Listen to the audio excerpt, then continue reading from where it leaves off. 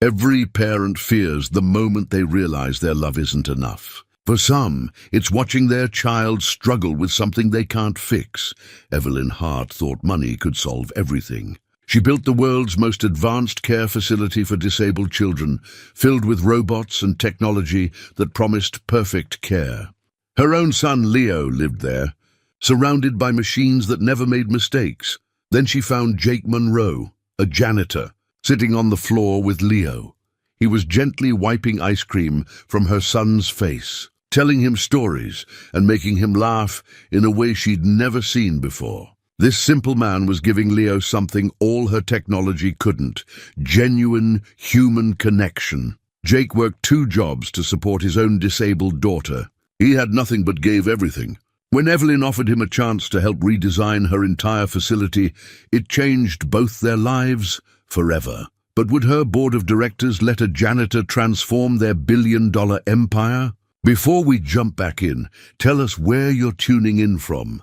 And if this story touches you, make sure you're subscribed, because tomorrow I've saved something extra special for you. The morning sun cast sharp, geometric shadows through the floor-to-ceiling windows of Hart Technologies' 42nd floor, where Evelyn Hart stood reviewing quarterly reports with the practiced efficiency of someone who had learned to measure success in numbers rather than moments. At 43, she possessed the kind of understated elegance that came from excellent tailoring and excellent genetics. Auburn hair pulled back in a precise chignon, grey eyes that missed nothing, and the posture of someone accustomed to being the smartest person in any room. Her corner office overlooked the sprawling campus of Harmony Hills Care Center, her crowning achievement and the reason Hart Technologies had become synonymous with revolutionary healthcare for children with disabilities. From this height, the facility looked like a child's dream of the future: gleaming white buildings connected by covered walkways, therapeutic gardens designed by award-winning landscape architects, and parking areas filled with the vehicles of grateful parents who could afford the best care money could buy. The artifact that defined Evelyn's relationship with her son sat in the corner of her office: Leo's golden wheelchair, a marvel of engineering that she'd commissioned from the finest medical technology designers in Switzerland.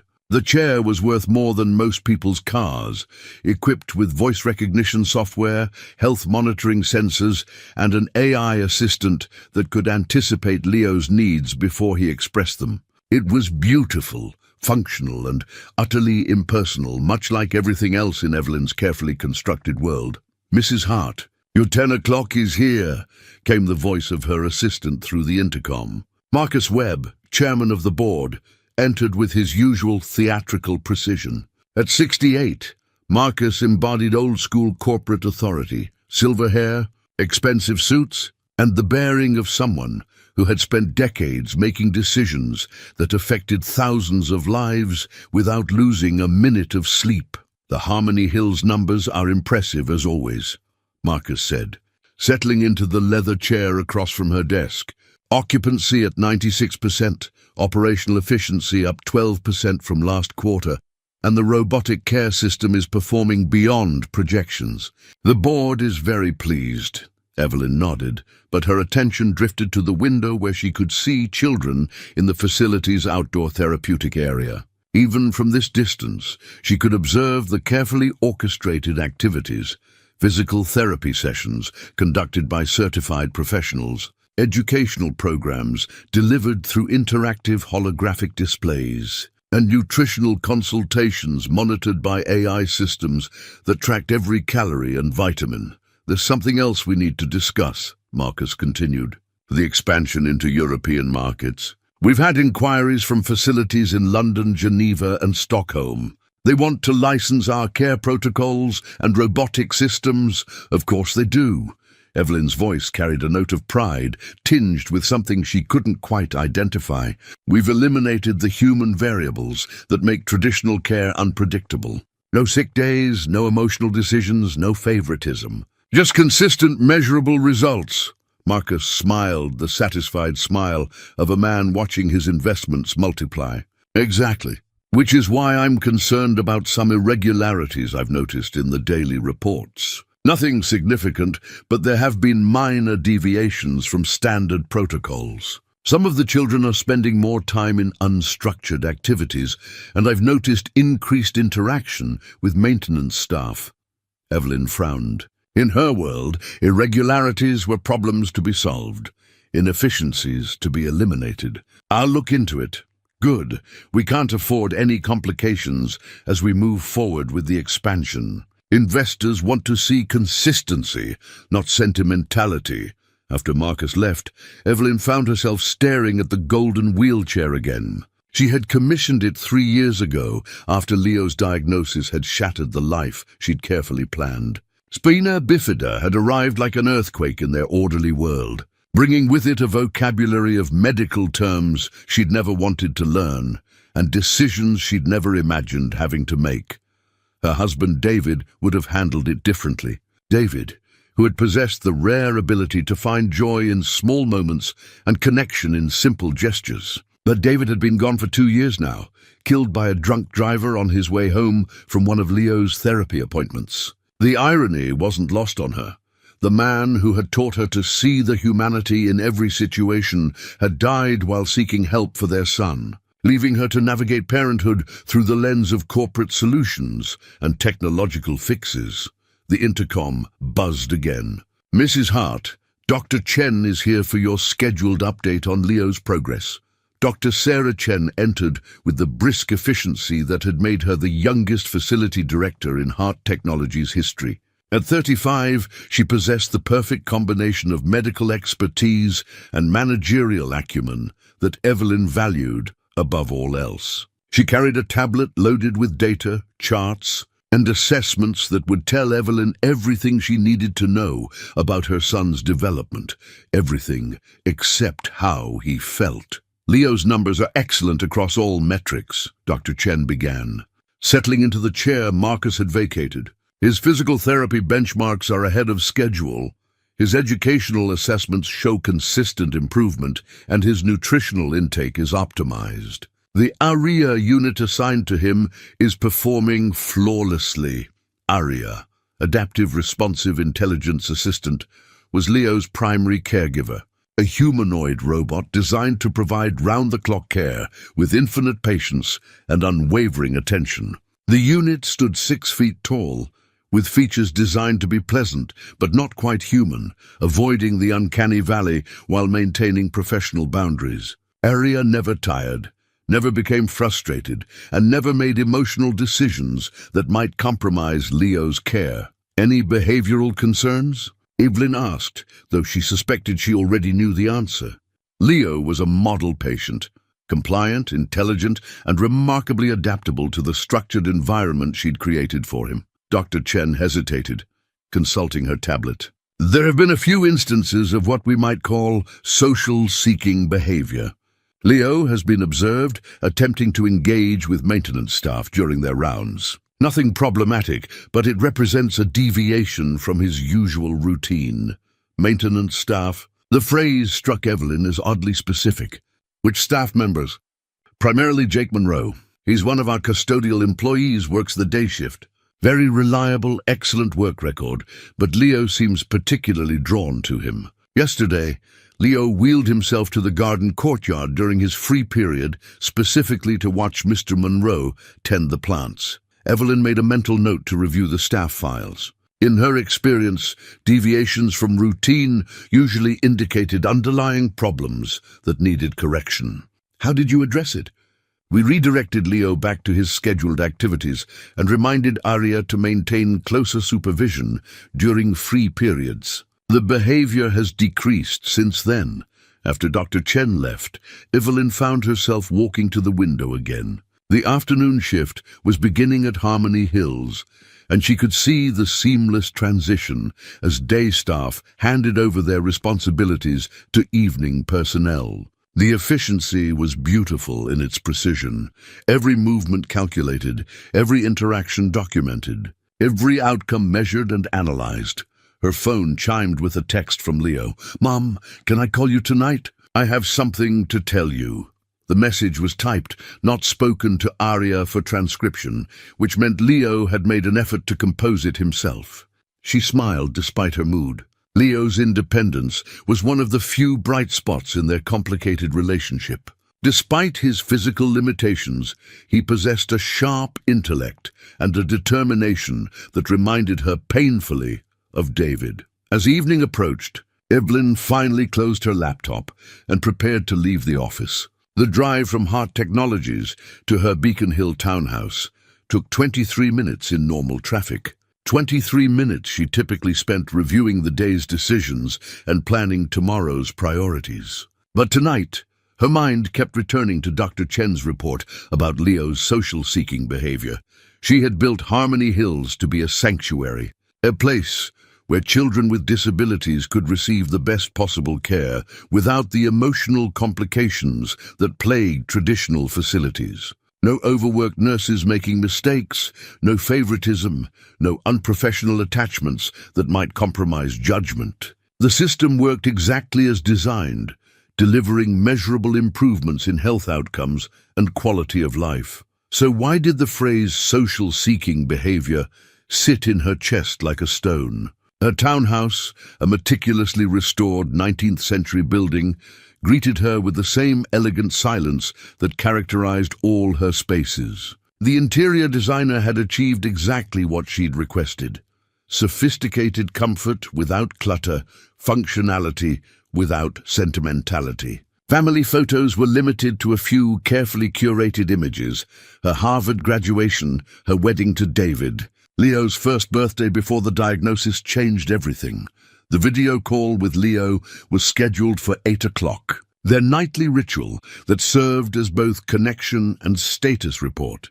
When his face appeared on her tablet screen, Evelyn felt the familiar mixture of love and helplessness that defined her relationship with her son. At 8 years old, Leo possessed David's warm brown eyes and quick smile, though both appeared less frequently than Evelyn remembered from his earlier years. The structured environment at Harmony Hills had given him stability and excellent care, but something indefinable seemed to have dimmed in the process. "How was your day, sweetheart?" she asked, settling into her favorite chair with a cup of tea. "It was good. I finished my mathematics module, and Dr. Patterson said my arm strength is improving." Leo's voice carried the careful precision of a child accustomed to giving progress reports. "But, Mom, I wanted to ask you about something." "Of course. What is it?" Leo glanced around as if checking whether Aria was listening. The gesture struck Evelyn as oddly secretive for a child with nothing to hide. "There's a man who works here, Mr. Jake. He takes care of the plants in the garden, and sometimes he talks to us when he's working. Dr. Chen mentioned you've been spending time in the garden. Is everything all right?" "Everything's fine. It's just that Mr. Jake tells the best stories. Yesterday, he told us about a butterfly he saw that was missing part of its wing, but it could still fly perfectly because it learned to use the wind differently. And when Sarah was crying because her new medication made her feel sick, he sat with her and made her laugh by doing funny voices for all the flowers." Evelyn felt an unexpected twinge of something that might have been jealousy. When had she last made Leo laugh? When had she last sat with him when he was upset, offering comfort instead of solutions? "That's nice, sweetheart. But you know you have scheduled activities and therapy sessions for good reasons. We don't want you to miss anything important." Leo's smile faded slightly. "I know. Aria reminds me all the time. But sometimes I wish I could just talk to someone who doesn't have a schedule for it." The conversation continued for another 15 minutes, covering Leo's progress in physical therapy, his educational achievements, and his plans for the weekend. But Evelyn found herself distracted by his earlier comment about wanting to talk to someone without a schedule for it. After saying goodnight, she poured herself a glass of wine and settled into her study to review staff files. Jake Monroe's record was exactly what Dr. Chen had described: reliable, thorough, with no disciplinary actions or complaints. He'd been with Hart Technologies for 8 months, hired after passing extensive background checks and reference verifications. What the file didn't capture was why her 8-year-old son preferred the company of a janitor to the sophisticated care protocols she'd spent millions developing. What it couldn't quantify was the equality that made Leo willing to deviate from his routine just to listen to stories about broken-winged butterflies. Evelyn closed the laptop and stared out at the city lights beyond her window. Somewhere across town, Leo was settling into his precisely calibrated sleep routine, monitored by sensors that would track his rest patterns and adjust his environment for optimal recovery. The system was perfect in every measurable way, so why did she feel like something essential was missing? The golden wheelchair in her office wasn't just a mobility aid. It was a symbol of everything she'd tried to give Leo after David's death. The best technology, the finest care, the most advanced treatments available anywhere in the world. She'd built Harmony Hills as a monument to her love for her son, a place where his disabilities would never limit his potential, but love, she was beginning to realize, might require more than the sum of its expensive parts. It might require the very human elements she'd worked so hard to eliminate from Leo's care: spontaneity, imperfection, and the kind of authentic connection that couldn't be programmed into even the most sophisticated AI. Tomorrow, she decided, she would pay an unscheduled visit to Harmony Hills, not for a board meeting or progress review, but simply to observe, to see what her son saw in the garden courtyard, and to understand why a janitor's stories about broken butterflies might matter more than all the perfectly functioning technology she'd surrounded him with. Outside her window, the city settled into its nightly rhythm, unaware that one of its most successful executives was questioning everything she'd built in the name of love. The next afternoon, Evelyn found herself walking the corridors of Harmony Hills with no particular destination in mind. She had cancelled her 2 o'clock meeting with the facilities management team, citing a need for operational observation, corporate speak for the restless feeling that had kept her awake most of the previous night. The facility hummed with its usual efficiency. In the physical therapy wing, children worked with robotic assistants that never lost patience, never showed favoritism, and never made the kind of emotional attachments that could cloud professional judgment. The educational center buzzed with the soft sounds of individualized learning programs, each child receiving instruction perfectly calibrated to their cognitive abilities and learning style. Everything was exactly as she had designed it to be. Evelyn paused outside Leo's room, observing through the transparent wall as Arya guided him through his afternoon cognitive exercises. Her son's face showed polite concentration, the expression of a child who had learned to engage with systems rather than people. When had that become normal? She continued walking, her heels clicking against the polished floors with a rhythm that seemed too sharp for a place meant to nurture children. The sound echoed off walls decorated with cheerful murals painted by professional artists, images of rainbows and animals that had been focus grouped for maximum therapeutic impact. It was Dr. Chen who inadvertently provided the catalyst for what came next. "Mrs. Hart, I wasn't expecting you today." Dr. Chen appeared from the administrative wing, tablet in hand as always. "Is there something specific you'd like to review?" "Just observing," Evelyn replied. "Sometimes the best insights come from unstructured observation." "Of course. Actually, this might be a good opportunity for you to see the issue I mentioned yesterday. Leo has managed to locate Mr. Monroe again, despite our efforts to redirect him to scheduled activities. Through the large windows overlooking the garden courtyard, Evelyn could see a small group of children gathered around a man in maintenance coveralls. Even from this distance, there was something different about the scene, an energy, a spontaneity that was notably absent from the facility's other activities. Jake Monroe's maintenance badge hung from a lanyard around his neck, worn and scratched from months of honest work. Unlike the pristine ID cards worn by medical and administrative staff, Jake's badge looked like it belonged to someone who actually touched things, fixed things, cared for things with his hands rather than through computer interfaces. "Should I have security redirect them to their designated areas?" Dr. Chen asked, her finger hovering over her tablet, Not yet, Evelyn heard herself say. I'd like to observe for a few more minutes. She moved closer to the window, studying the group dynamics with the analytical eye that had made her successful in business. What she saw challenged every assumption she'd built into Harmony Hill's design. Jake Monroe was perhaps 40 years old, with the kind of weathered handsomeness that spoke of a life lived in the real world rather than corporate boardrooms. His dark hair showed traces of silver at the temples, and his face had the comfortable lines of someone who smiled more often than he frowned. He knelt on the ground beside a flower bed, completely oblivious to the dirt staining his uniform, as 6 children, in various types of wheelchairs and mobility devices, formed a semicircle around him. Leo sat at the center of the group, his face animated in a way Evelyn hadn't seen since before David's death. "You see this little guy?" Jake was saying, pointing to something in the soil that Evelyn couldn't make out from her vantage point. "He's an earthworm, and most people think he's not very important. But this little fellow is one of nature's hardest workers. He spends his whole day making the soil better for everyone else, like a superhero," asked a girl whose cerebral palsy made her words slightly slurred, but her excitement unmistakable. "Exactly like a superhero," Jake grinned.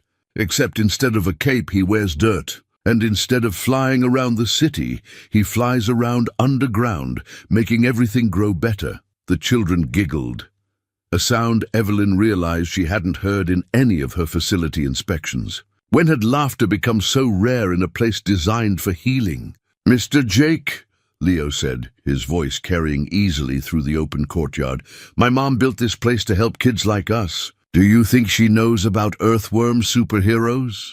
Jake glanced toward the building, as if sensing he was being observed. For a moment, his eyes met Evelyn's through the window, and she saw something she hadn't expected, not the deference she was accustomed to from employees, but a steady, evaluating look that seemed to see right through the glass and into something deeper.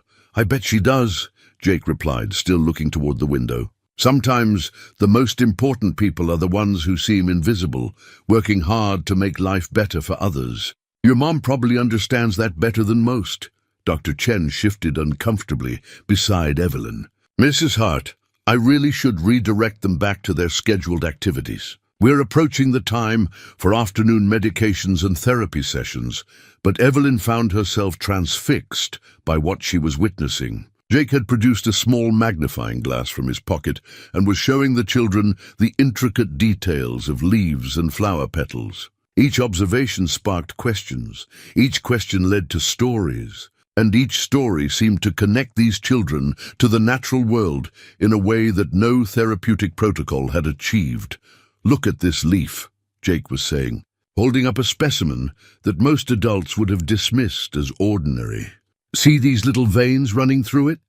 They're like highways carrying food and water to every part of the leaf. Just like how your bodies have networks that carry everything you need to every part of you. Even to my legs?" asked a boy whose spina bifida was similar to Leo's condition. "Especially to your legs," Jake replied without hesitation. "Your body is working hard every single day to take care of every part of you, even the parts that might work differently than other people's. That's pretty amazing, don't you think?" The boy smiled, not the polite, measured smile that children at Harmony Hills had learned to display for their caregivers, but a genuine expression of wonder and self-acceptance. Evelyn felt something crack inside her chest. "Mrs. Hart." Dr. Chen's voice seemed to come from very far away. "Should I?" "No," Evelyn said quietly. "Let them finish." She watched as Jake helped each child examine different elements of the garden, turning what should have been a maintenance break into an impromptu lesson in biology, empathy, and self-worth. There were no learning objectives, no measurable outcomes, no data being collected for quarterly reports. There was simply a man who had chosen to see the wonder in both earthworms and children who had remembered how to see it too. When the session finally ended and the children reluctantly returned to their scheduled activities, Jake remained in the garden. He began collecting his tools with the unhurried movements of someone who genuinely enjoyed his work. completely unaware that he had just demonstrated something that had cost Evelyn millions of dollars to achieve less effectively. "I should introduce myself," Evelyn said. More to herself than to Dr. Chen. "Mrs. Hart, I'm not sure that's advisable. Maintaining appropriate boundaries between administration and maintenance staff is important but Evelyn was already walking toward the courtyard, her heart beating with an anticipation she hadn't felt in years. Something was happening here that couldn't be captured in efficiency reports or outcome measurements. Something that challenged the fundamental assumptions upon which she had built her son's care. Jake looked up as she approached, showing no surprise at finding himself face-to-face with the CEO of Hart Technologies. Up close, his eyes were a warm brown flecked with gold, and they held an intelligence that had clearly been shaped by experience rather than formal education. "Mrs. Hart," he said simply, straightening but not exhibiting the nervous deference she was accustomed to. "I hope the children weren't disrupting anything important." "On the contrary," Evelyn replied, studying this man who had somehow accomplished in 20 minutes what her entire facility struggled to achieve.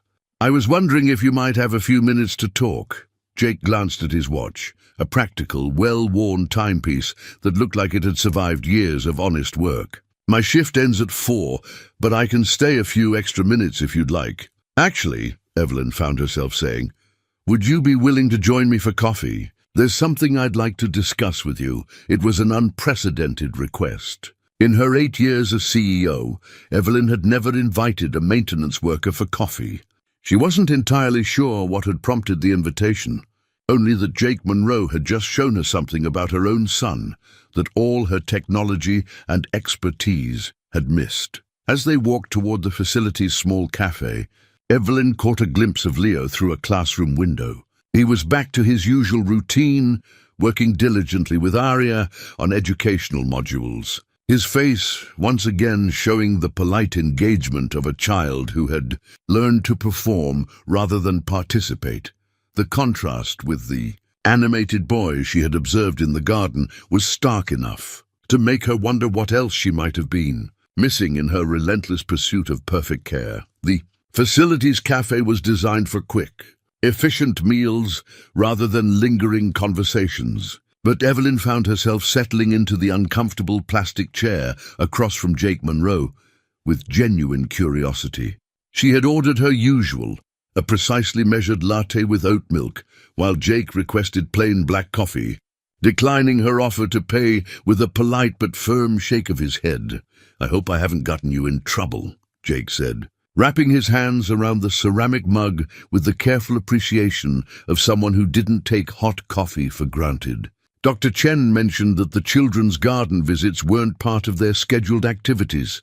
"You haven't gotten anyone in trouble," Evelyn assured him, though she wasn't entirely certain that was true. "I'm actually more interested in understanding what I observed today." The children seemed remarkably engaged. Jake's smile was modest, the expression of a man unaccustomed to having his work noticed by executives. Kids are naturally curious about the world around them. Sometimes they just need someone to point out that there's magic in ordinary things. "Magic," Evelyn repeated the word, as if testing its weight. In her world, magic was what marketing departments called innovative technology. "Tell me about your background, Mr. Monroe. Your personnel file is rather sparse on details." "Jake, please." He took a sip of his coffee, considering his words carefully. "I taught elementary school for 12 years, before my daughter Emma was diagnosed with cerebral palsy. The medical expenses and the need for flexible scheduling made it difficult to continue in education. So I transitioned to work that offered better healthcare benefits and the ability to pick up extra shifts when needed." "Extra shifts?" "I work security at a medical supply company 3 nights a week. Emma's care is expensive, and my ex-wife isn't in the picture." Jake's voice remained steady, but Evelyn caught the slight tightening around his eyes that suggested this was a wound that still caused pain. "It's not ideal, but we manage." In her office drawer, Evelyn kept Emma's hand-drawn thank-you card, though she didn't yet know its significance. It was a simple crayon drawing that Emma had made for her father after a particularly difficult therapy session. showing their stick-figure family under a rainbow, with the words, "Daddy makes everything better," written in the careful letters of a 6-year-old learning to write, despite motor coordination challenges. What kind of care does Emma require? Evelyn found herself asking, though she wasn't sure why the details mattered to her. Physical therapy, occupational therapy, speech therapy. The usual rounds for kids with CP. She's incredibly bright, probably. Too smart for her own good, but her body doesn't always cooperate with what her mind wants to do. Jake's expression softened when he spoke about his daughter. She gets frustrated sometimes, but she's also the most determined person I've ever met. She reminds me daily that limitations are often just invitations to find creative solutions. The parallel to Leo's situation wasn't lost on Evelyn, but where she had responded to her son's diagnosis with technology and distance, Jake had clearly chosen a path of hands-on involvement and acceptance. "Is that why you're so comfortable with the children here?" she asked. "Because of your experience with Emma?" "Partly. But mostly, it's because children see the world as it could be rather than as it is. They haven't learned yet that some things are supposed to be impossible." Jake paused, studying Evelyn's face with those perceptive brown eyes. "Your son Leo is particularly special. He has this way of asking questions that make you think about familiar things in completely new ways." Something warm and painful twisted in Evelyn's chest. When was the last time she had heard someone describe Leo in terms of his curiosity rather than his care requirements? "What kind of questions?" "Yesterday he asked me why flowers face the sun even when they can't walk toward it. When I explained about phototropism, he said it sounded like the flowers were being brave by reaching for what they needed even when they were stuck in one place." Jake's voice carried genuine admiration. "That's not the kind of insight you get from textbooks. That's wisdom." Evelyn found herself thinking about Leo's golden wheelchair sitting unused in her office.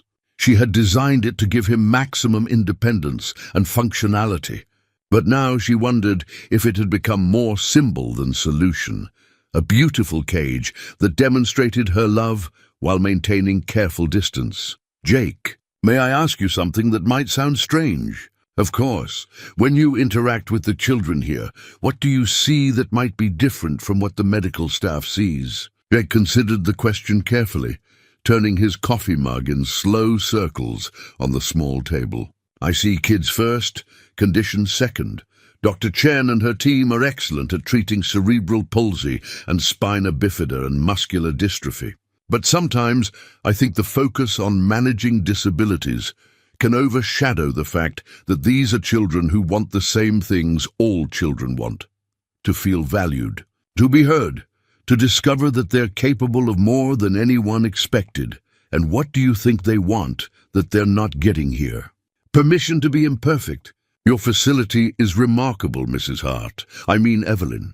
But it's also designed to minimize failure and maximize measurable outcomes. That's important for medical care, but children also need the freedom to make mistakes, to get dirty, to be silly without someone collecting data about it." The observation stung because it was accurate. Every interaction at Harmony Hills was documented, analyzed, and optimized. Even playtime was structured to achieve specific developmental goals. "You think we're too focused on efficiency?" "I think you've created a place where children can receive the best possible medical care," Jake said diplomatically. "But healing involves more than just physical therapy and educational modules. Sometimes it requires earthworms and magnifying glasses and stories about broken butterflies that learn to fly differently." Evelyn found herself remembering Leo's comment from their video call the night before. "Sometimes I wish I could just talk to someone who doesn't have a schedule for it." The broken butterfly story, what was that about? Jake's eyes crinkled with the memory. "Emma found a monarch butterfly last fall with a torn wing. She was heartbroken, convinced it would die because it couldn't fly properly. We watched it for several days, and sure enough, it learned to compensate. It used air currents differently, rested more frequently, but it still managed to migrate south with the other butterflies. Emma decided that maybe being different wasn't the same thing as being broken, and you shared that story with the children here. Leo especially seemed to connect with it. He told me that sometimes he dreams about running, even though he knows his legs don't work the way other people's do. I told him that maybe his dreams weren't about what he can't do, but about all the different ways he might discover to go where he wants to go. Evelyn felt tears prick at the corners of her eyes, a response so unexpected that she had to excuse herself to the restroom to compose herself. When was the last time someone had spoken to Leo about his dreams rather than his limitations? When she returned, Jake was examining his watch again. I should probably head home soon. Emma gets out of her aftercare program at 5, and I like to be there when she comes home, of course. Jake, before you go, would you be interested in sharing your perspective with our staff? Maybe conducting some informal sessions about connecting with the children on a more personal level? Jake's expression grew cautious. I'm not sure that would be appropriate. I'm maintenance staff, not a therapist or educator. But you have something that can't be taught in graduate programs, Evelyn pressed. You have the ability to see these children as whole people rather than collections of symptoms to manage. I'd have to think about it. I can't afford to lose this job, and I'm not sure how the medical staff would feel about a janitor offering advice about patient care. Evelyn was struck by the quiet dignity in his response. Jake wasn't deferential or eager to please. He was simply a man who understood his responsibilities and wasn't willing to compromise his daughters. Security for professional advancement. I understand your concerns. Would you be willing to let me observe some of your interactions with the children? Informally, just to better understand what makes your approach so effective. As long as it doesn't interfere with my regular duties, I suppose that would be fine. After Jake left, Evelyn remained in the cafe, staring out at the garden courtyard where she had witnessed something that challenged everything she thought she knew about caring for children with disabilities. The earthworms Jake had shown the children were still there, invisible to casual observation but working steadily to improve the soil for everyone else. She thought about Emma's thank you card, sitting in her office drawer at home where she kept personal items separate from professional concerns. The drawing represented something she had lost in her relationship with Leo, the simple acknowledgement that love sometimes mattered more than expertise, that being present could be more valuable than being perfect. That evening, her video call with Leo took on a different quality. Instead of asking about his therapeutic progress and educational achievements, she found herself asking about the stories Jake had told, about the earthworms and broken butterflies and flowers that face the sun. You were listening today? Leo said with surprise and something that might have been hope. I was watching, Evelyn corrected gently, and I saw something beautiful for the first time in months. Their conversation lasted longer than the scheduled 30 minutes, stretching into an hour of genuine connection as Leo shared his thoughts about the garden, about Jake's stories, and about his dreams of finding different ways to go where he wanted to go. After saying goodnight, Evelyn sat in her study with Jake Monroe's personnel file open on her laptop. The sparse details told her nothing about the man who had helped her son dream about flying differently, nothing about the father who worked 2 jobs to give his daughter the best possible life, nothing about the teacher who had found a way to help children discover magic in earthworms. Tomorrow, she decided she would begin observing Jake's interactions with the children more systematically, not to collect data for efficiency reports, but to understand what her facility was missing and what her son needed that all her technology couldn't provide. Over the following 2 weeks, Evelyn developed what her assistant diplomatically called an increased interest in operational observation. She found herself taking unscheduled walks through Harmony Hills, always managing to time her routes to coincide with Jake's interactions with the children. What she discovered challenged every assumption she had built into her facility's design. On a rainy Thursday afternoon, she watched Jake work with a small music box in the maintenance supply room. carefully adjusting tiny gears with the patience of a master craftsman. The music box was clearly old, its painted surface worn smooth by handling, and several of its mechanical components had been replaced with improvised parts. "Is that a work project?" she asked, appearing in the doorway, with what she hoped was casual curiosity. Jake looked up from his delicate work, smiling with the easy warmth she had begun to anticipate. "It's Emma's music box. Her grandmother gave it to her before she passed away, and it stopped working last month. Emma's been heartbroken about it, so I've been trying to fix it during my breaks." He demonstrated the problem. When wound, the mechanism would start but quickly falter, leaving the tiny ballerina frozen mid-pirouette. "The mainspring is old, and some of the gear teeth are worn down. I've been fabricating replacement parts from other broken items, trying to find the right combination to get it working again." Evelyn watched as he made minute adjustments, testing and retesting each change with meticulous care. The music box represented something beyond its mechanical function. It was a connection between Emma and her grandmother, a tangible reminder of love that transcended death. "Have you considered simply buying a new one?" Jake's smile was gentle but firm. "Emma doesn't want a new music box. She wants her grandmother's music box to work again." There's a difference.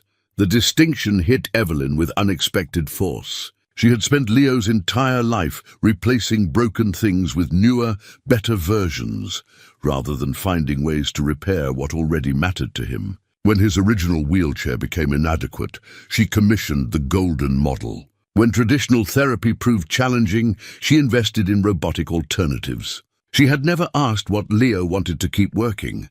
She had simply assumed that newer meant better. "What song does it play?" "For Elise." Emma's grandmother used to wind it up every night before bedtime and tell her stories about the ballerina who danced to bring sweet dreams to children around the world. Jake's hands paused in their work. After the diagnosis, when Emma was struggling with all the new treatments and therapies, she would ask for the ballerina's help to be brave. When it stopped working, she said maybe the ballerina got tired of helping and didn't want to dance anymore. "And you told her?" "I told her that sometimes the most important things need extra care to keep working, but that doesn't mean they've stopped wanting to help.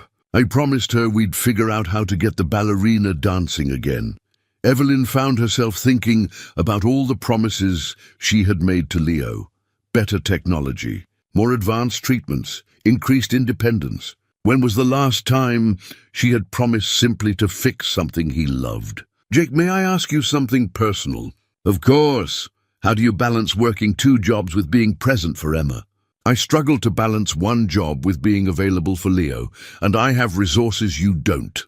Jake set down his tiny screwdriver, giving her question the serious consideration it deserved. "I don't always balance it well," he admitted. "There are nights when I come home from the security job exhausted, and Emma needs help with her homework or wants to talk about her day, and I have to dig deep to be the parent she deserves. But I've learned that presence isn't about quantity of time, it's about quality of attention." "What do you mean?" "When I'm with Emma, I try to be completely with her. No phone, no distractions, no mental lists of everything else I need to do. Even if it's just 15 minutes before bedtime, those 15 minutes are entirely hers." He resumed his delicate work on the music box. "I think children can sense when they have our full attention versus when we're just going through the motions." The observation struck uncomfortably close to home. How often during her video calls with Leo was she simultaneously reviewing emails or planning the next day's meetings? How often did she ask about his progress because she genuinely wanted to know versus because it was expected parental behavior? "Emma is lucky to have you. I'm lucky to have her. She teaches me something new every day about resilience and joy and finding wonder in unexpected places." Yesterday, she told me that her physical therapy exercises reminded her of the ballerina practicing her moves, both of them working hard to make their bodies do beautiful things. Just then, the music box released a few clear, sweet notes of Beethoven before faltering again. Jake's face lit up with the satisfaction of a problem nearly solved. "You're close, very close." Maybe one more adjustment to the spring tension. He made a tiny modification and wound the mechanism again.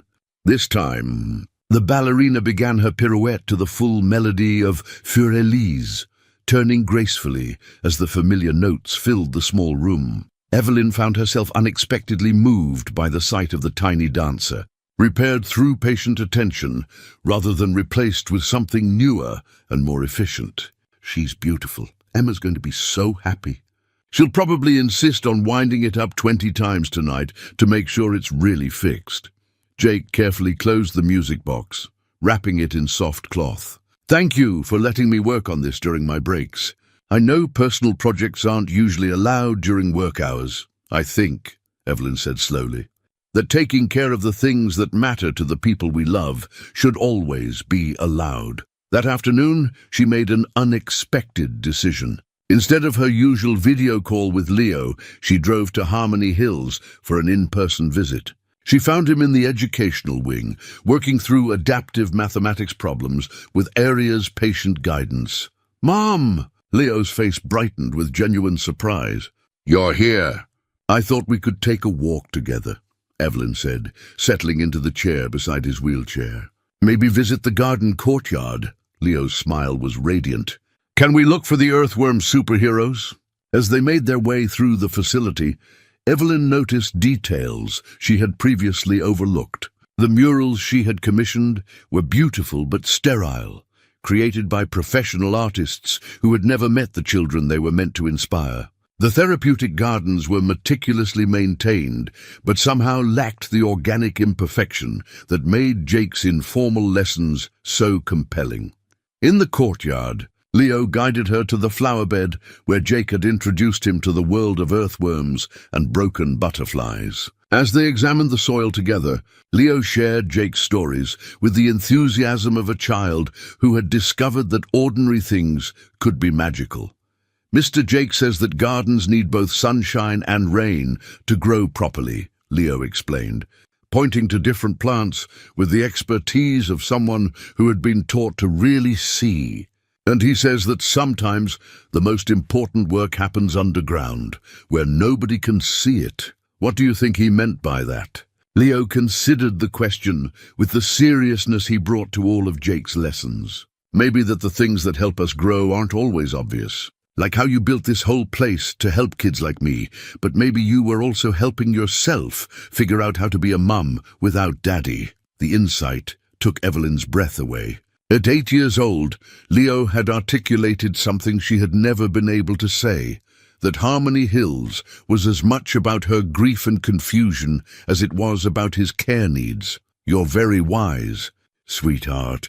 Mr. Jake says wisdom isn't about knowing everything. It's about paying attention to what's really happening and caring enough to want to understand." They spent the next hour exploring the garden together, with Leo serving as tour guide through Jake's informal curriculum.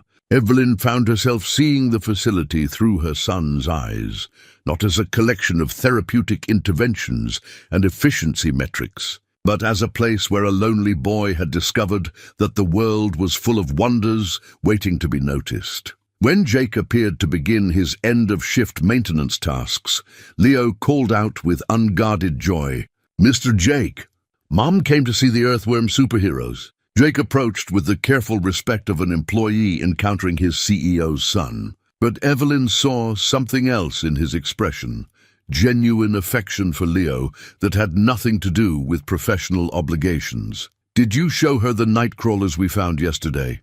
Jake asked, kneeling beside Leo's wheelchair with natural ease. "Not yet." "Mum, you have to see this." As Jake and Leo guided her through their latest discoveries, Evelyn watched the dynamic between them with new understanding. This wasn't a staff member providing services to a patient. This was a man who had chosen to see her son as a whole person. Someone whose curiosity and insights were worth nurturing simply because they mattered. The broken music box in Jake's locker represented more than a repair project. It represented the difference between replacing what was broken and investing the patience to make it work again. As she watched Jake and Leo examine a chrysalis hanging from a milkweed plant, Evelyn realized that her son's most important healing might not come from the sophisticated technology she had surrounded him with, but from the simple recognition that he was worth the kind of attention Jake gave so freely. "Mr. Jake," Leo said as the afternoon light began to fade, "when the butterfly comes out of there, will it remember being a caterpillar?" "What do you think?" Jake asked, returning the question with the skill of a natural teacher. "I think maybe it remembers the important parts, like how to find food and how to be kind to other butterflies. But maybe it forgets about being afraid of not being able to fly." Jake's eyes met Evelyn's over Leo's head, and she saw in them the recognition that her son possessed the kind of wisdom that couldn't be taught.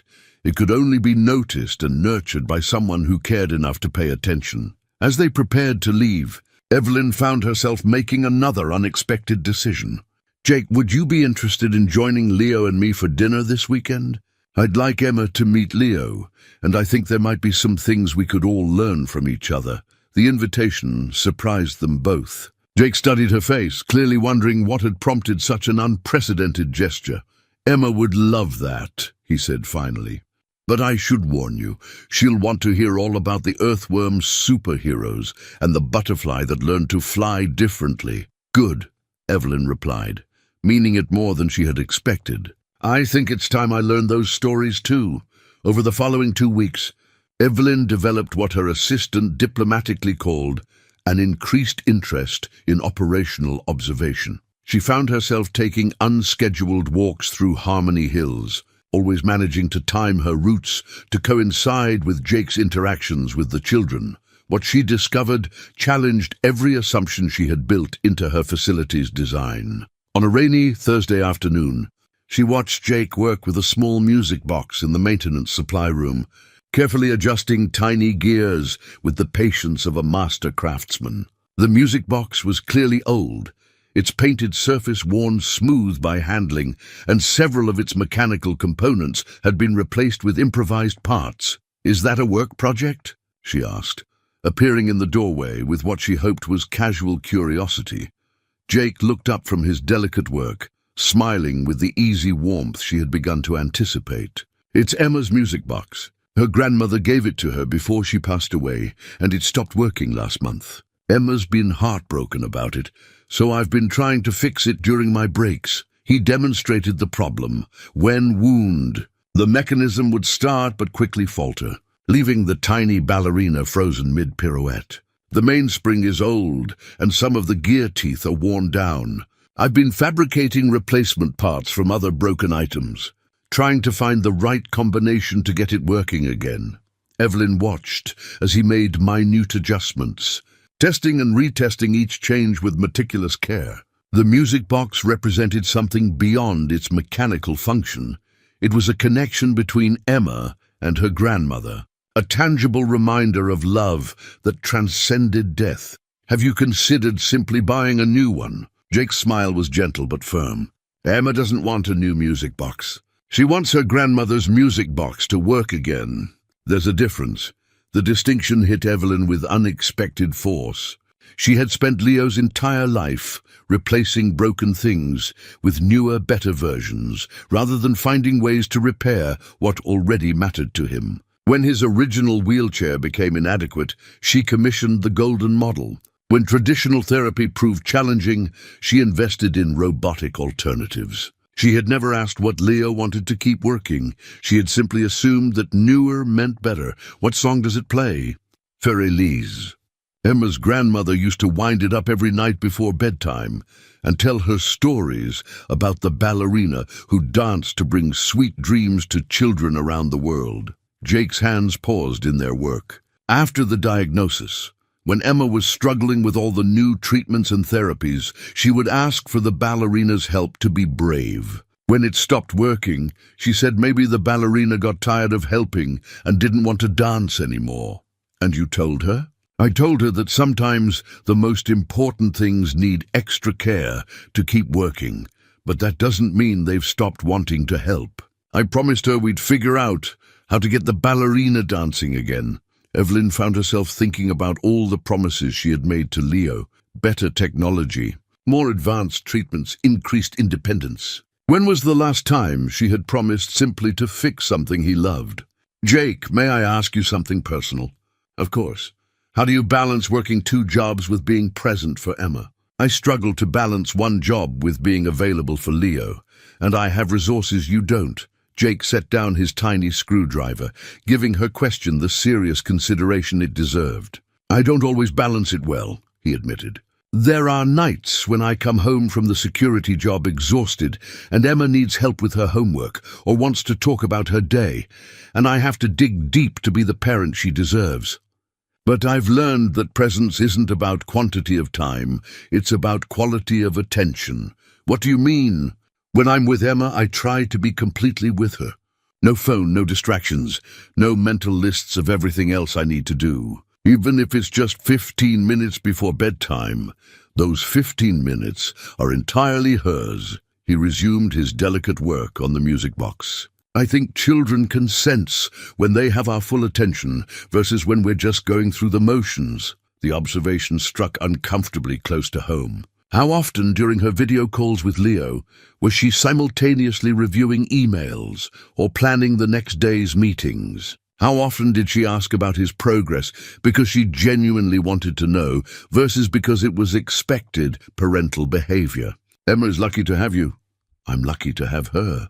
She teaches me something new every day about resilience and joy and finding wonder in unexpected places. Yesterday, she told me that her physical therapy exercises reminded her of the ballerina practicing her moves, both of them working hard to make their bodies do beautiful things. Just then, the music box released a few clear, sweet notes of Beethoven before faltering again. Jake's face lit up with the satisfaction of a problem nearly solved. You're close, very close. Maybe one more adjustment to the spring tension. He made a tiny modification and wound the mechanism again. This time, the ballerina began her pirouette to the full melody of Für Elise, turning gracefully as the familiar notes filled the small room. Evelyn found herself unexpectedly moved by the sight of the tiny dancer, repaired through patient attention rather than replaced with something newer and more efficient. She's beautiful. Emma's going to be so happy. She'll probably insist on winding it up 20 times tonight to make sure it's really fixed. Jake carefully closed the music box, wrapping it in soft cloth. Thank you for letting me work on this during my breaks. I know personal projects aren't usually allowed during work hours. I think, Evelyn said slowly, that taking care of the things that matter to the people we love should always be allowed. That afternoon, she made an unexpected decision. Instead of her usual video call with Leo, she drove to Harmony Hills for an in-person visit. She found him in the educational wing, working through adaptive mathematics problems with Area's patient guidance. Mom! Leo's face brightened with genuine surprise. You're here! I thought we could take a walk together, Evelyn said, settling into the chair beside his wheelchair. Maybe visit the garden courtyard. Leo's smile was radiant. Can we look for the earthworm superheroes? As they made their way through the facility, Evelyn noticed details she had previously overlooked. The murals she had commissioned were beautiful but sterile, created by professional artists who had never met the children they were meant to inspire. The therapeutic gardens were meticulously maintained, but somehow lacked the organic imperfection that made Jake's informal lessons so compelling. In the courtyard, Leo guided her to the flower bed where Jake had introduced him to the world of earthworms and broken butterflies. As they examined the soil together, Leo shared Jake's stories with the enthusiasm of a child who had discovered that ordinary things could be magical. Mr. Jake says that gardens need both sunshine and rain to grow properly, Leo explained, pointing to different plants with the expertise of someone who had been taught to really see.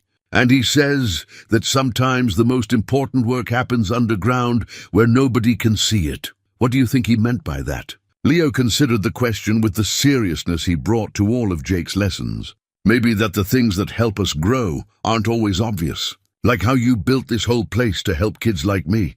But maybe you were also helping yourself figure out how to be a mom without daddy. The insight took Evelyn's breath away. At 8 years old, Leo had articulated something she had never been able to say, that Harmony Hills was as much about her grief and confusion as it was about his care needs. "You're very wise, sweetheart. Mr. Jake says wisdom isn't about knowing everything. It's about paying attention to what's really happening and caring enough to want to understand." They spent the next hour exploring the garden together, with Leo serving as tour guide through Jake's informal curriculum. Evelyn found herself seeing the facility through her son's eyes, not as a collection of therapeutic interventions and efficiency metrics, but as a place where a lonely boy had discovered that the world was full of wonders waiting to be noticed. When Jake appeared to begin his end-of-shift maintenance tasks, Leo called out with unguarded joy, "Mr. Jake, Mom came to see the earthworm superheroes." Jake approached with the careful respect of an employee encountering his CEO's son. But Evelyn saw something else in his expression, genuine affection for Leo that had nothing to do with professional obligations. "Did you show her the night crawlers we found yesterday?" Jake asked, kneeling beside Leo's wheelchair with natural ease. "Not yet. Mum, you have to see this." As Jake and Leo guided her through their latest discoveries, Evelyn watched the dynamic between them with new understanding. This wasn't a staff member providing services to a patient. This was a man who had chosen to see her son as a whole person, someone whose curiosity and insights were worth nurturing simply because they mattered. The broken music box in Jake's locker represented more than a repair project.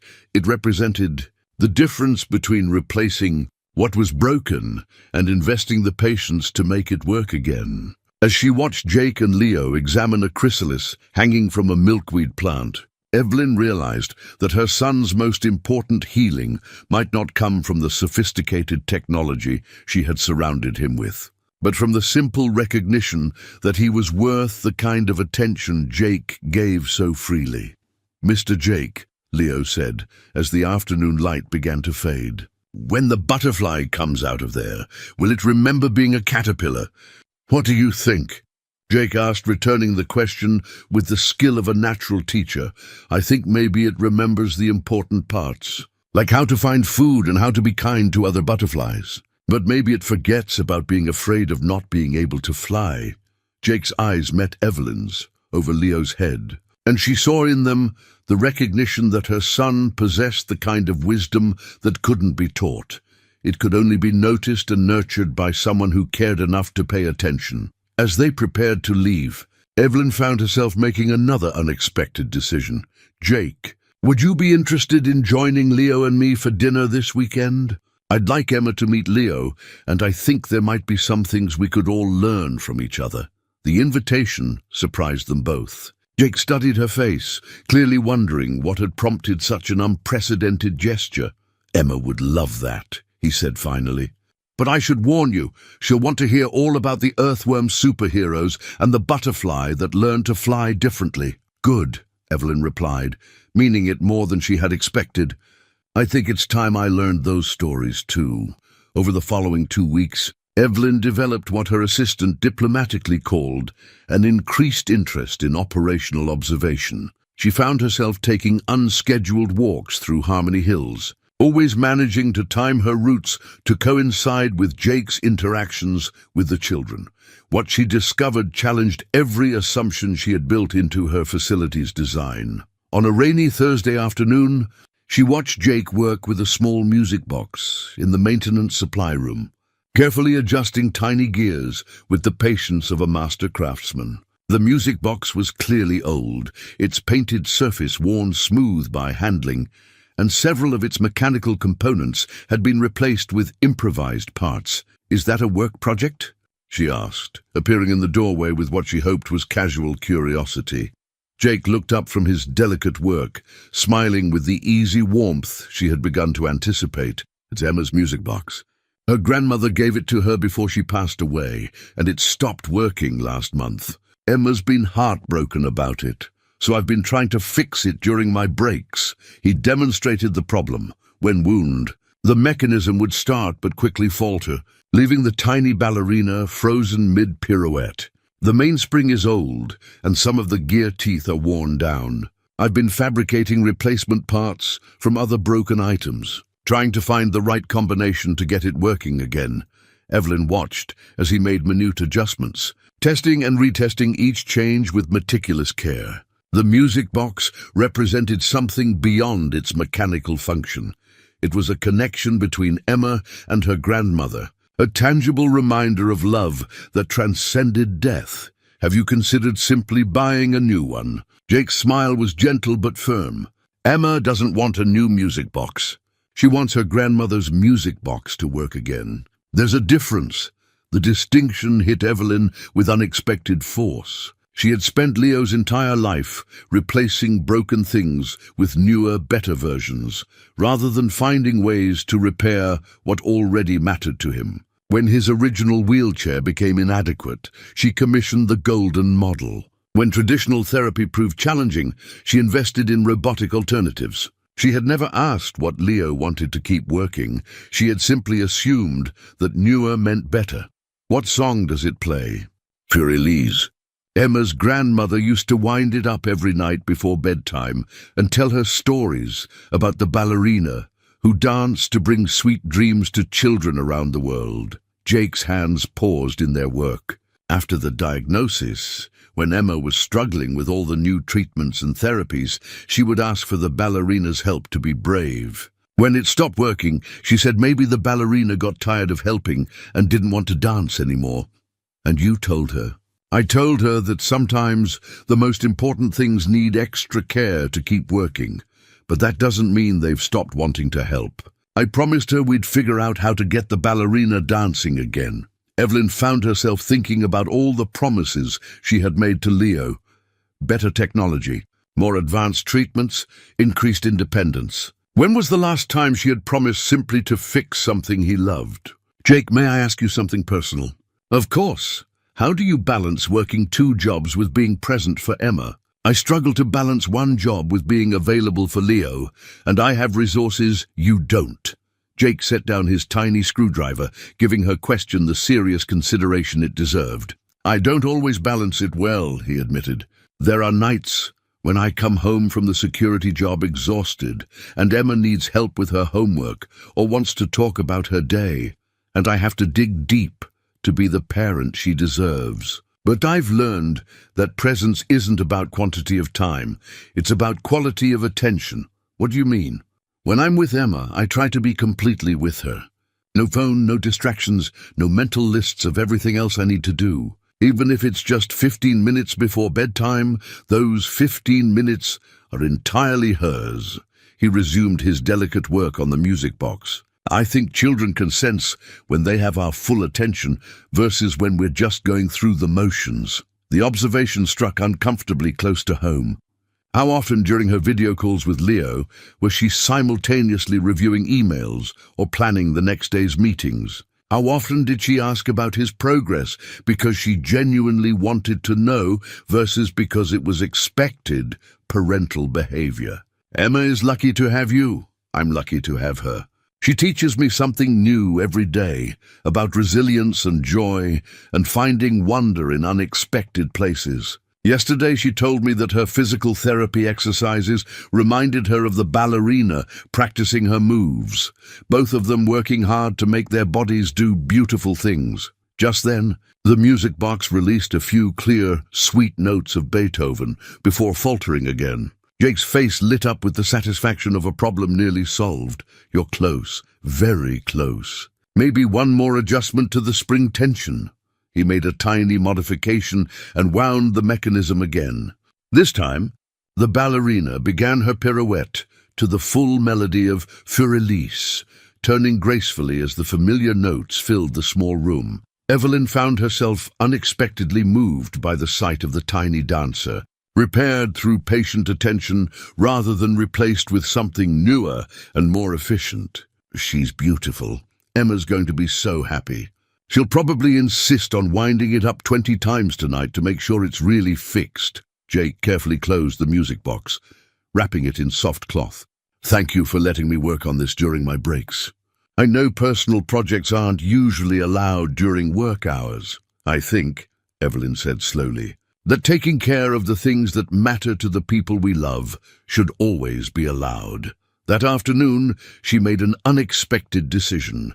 Instead of her usual video call with Leo, she drove to Harmony Hills for an in-person visit. She found him in the educational wing, working through adaptive mathematics problems with Arya's patient guidance. "Mom!" Leo's face brightened with genuine surprise. "You're here!"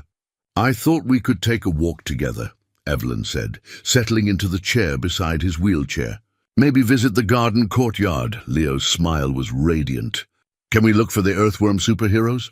As they made their way through the facility, Evelyn noticed details she had previously overlooked. The murals she had commissioned were beautiful, but sterile, created by professional artists who had never met the children they were meant to inspire. The therapeutic gardens were meticulously maintained, but somehow lacked the organic imperfection that made Jake's informal lessons so compelling. In the courtyard, Leo guided her to the flower bed where Jake had introduced him to the world of earthworms and broken butterflies. As they examined the soil together, Leo shared Jake's stories with the enthusiasm of a child who had discovered that ordinary things could be magical. "Mr. Jake says that gardens need both sunshine and rain to grow properly," Leo explained, pointing to different plants with the expertise of someone who had been taught to really see.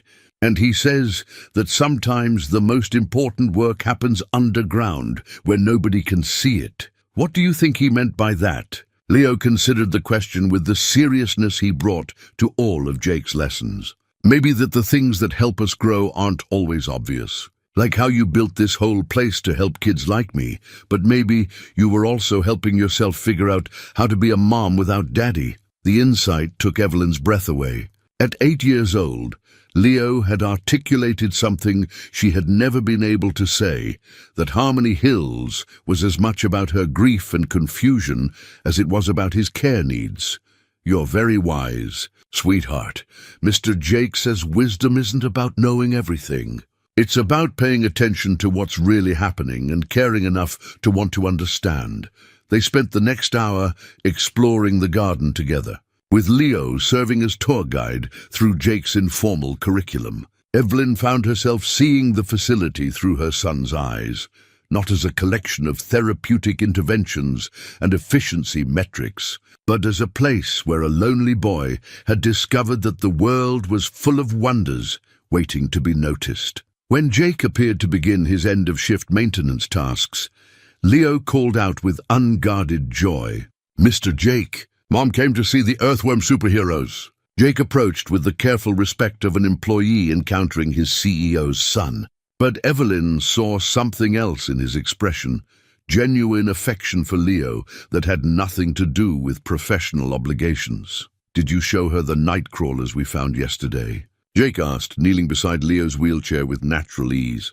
"Not yet. Mom, you have to see this." As Jake and Leo guided her through their latest discoveries, Evelyn watched the dynamic between them with new understanding. This wasn't a staff member providing services to a patient. This was a man who had chosen to see her son as a whole person, someone whose curiosity and insights were worth nurturing simply because they mattered. The broken music box in Jake's locker represented more than a repair project. It represented the difference between replacing what was broken and investing the patience to make it work again. As she watched Jake and Leo examine a chrysalis hanging from a milkweed plant, Evelyn realized that her son's most important healing might not come from the sophisticated technology she had surrounded him with, but from the simple recognition that he was worth the kind of attention Jake gave so freely. "Mr. Jake," Leo said as the afternoon light began to fade, "when the butterfly comes out of there, will it remember being a caterpillar? What do you think?" Jake asked, returning the question with the skill of a natural teacher.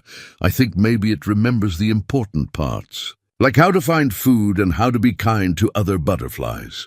But maybe it forgets about being afraid of not being able to fly." Jake's eyes met Evelyn's over Leo's head, and she saw in them the recognition that her son possessed the kind of wisdom that couldn't be taught. It could only be noticed and nurtured by someone who cared enough to pay attention. As they prepared to leave, Evelyn found herself making another unexpected decision.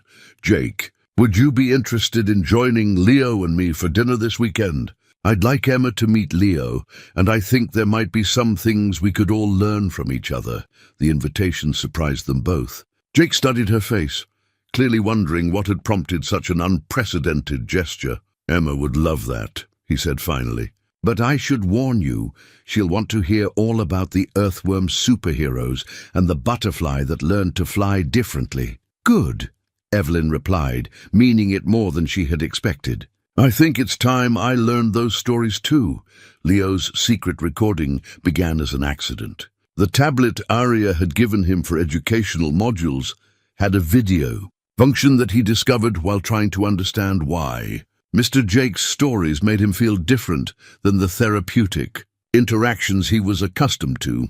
Being 8 years old and naturally curious about the world around him, Leo had started documenting moments when he felt genuinely happy, a scientific approach that would have made his mother proud if she had known about it. The tablet had captured 3 weeks of informal moments.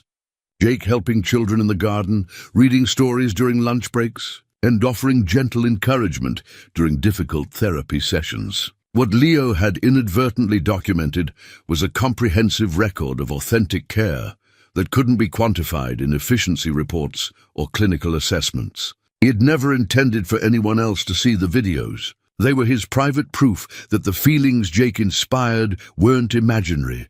There was evidence that these magical moments of connection really happened. But on a Tuesday morning in late April, everything changed. Marcus Webb arrived at Harmony Hills earlier than usual, carrying a leather portfolio that contained what he believed was compelling evidence of Evelyn's declining judgment as CEO. He had spent weeks building a case that the human integration therapy program represented dangerous sentimentality that threatened Heart Technology's reputation for clinical excellence. "Dr. Chen," Marcus said, finding the facility director in her office reviewing morning reports, "I need to discuss some concerns about operational irregularities that have come to my attention." Dr. Chen looked up from her tablet, her expression politely attentive but wary. Marcus's unscheduled visits usually preceded difficult conversations. "What kind of irregularities?" Marcus opened his portfolio and spread out printed reports across her desk. "Declining efficiency metrics in several therapeutic categories, increased time spent on unstructured activities, and concerning deviations from established protocols. All of these changes correlate directly with the implementation of Mrs. Hart's experimental program. The data Marcus presented was technically accurate, but selectively curated. He had isolated metrics that showed temporary decreases during the transition period, while omitting measurements that demonstrated improved patient engagement and family satisfaction. "I'm not sure these numbers tell the complete story," Dr. Chin said carefully. "We've seen significant improvements in emotional development indicators and social interaction scores. Emotional development isn't measurable in ways that satisfy regulatory oversight or insurance requirements," Marcus replied dismissively. "What's measurable is the fact that we're spending more money to achieve fewer quantifiable outcomes." Dr. Chen studied the reports with growing discomfort. While she personally supported Jake's contributions to patient care, she couldn't ignore the financial implications Marcus was highlighting. "What are you proposing?" "The board is meeting in emergency session this afternoon to review Mrs. Hart's leadership decisions and the viability of continuing this experimental program. I believe we need to return to proven protocols before we compromise our accreditation or our reputation." What Marcus didn't mention was that he had already spoken privately with 3 other board members, presenting his case with the calculated precision of someone orchestrating a corporate coup. He had framed Evelyn's advocacy for Jake as evidence of impaired judgment, suggesting that her personal attachment to her son's care had compromised her ability to make objective business decisions. Meanwhile, Jake was conducting his normal maintenance rounds, unaware that his employment was about to become the center of a power struggle that extended far beyond his qualifications or performance. He had spent his lunch break helping Leo and Emma work together on her butterfly journal via video call, facilitating a friendship that had blossomed since their dinner 3 weeks earlier. "Mr. Jake," Leo said as Jake prepared to return to work. "Emma wants to know if you think butterflies have feelings." Jake smiled at the question, recognizing Emma's tendency to wonder about the emotional lives of creatures she cared for. "What do you think, Leo?" "I think maybe they feel happy when they find flowers they like, and maybe sad when they can't find their friends. But mostly I think they feel free." "That's a beautiful way to think about it. Emma is lucky to have a friend who understands freedom so well." After ending the video call, Jake returned to the garden courtyard, where several children were participating in their afternoon recreation period. What he found there was chaos. Aria had malfunctioned during a routine assistance task, leaving 8-year-old Sarah Martinez crying in frustration, while the robotic assistant repeatedly attempted to help her with a puzzle that had fallen apart. "It's okay, Sarah," Jake said, kneeling beside the girl whose muscular dystrophy made fine motor tasks challenging, even under the best circumstances. "Sometimes the best help is just sitting with someone until they're ready to try again." He gently moved the malfunctioning robot aside and settled on the ground beside Sarah, making no attempt to fix the puzzle or offer immediate solutions. Instead, he simply sat with her as her frustration subsided, offering the kind of patient presence that couldn't be programmed into any artificial intelligence system.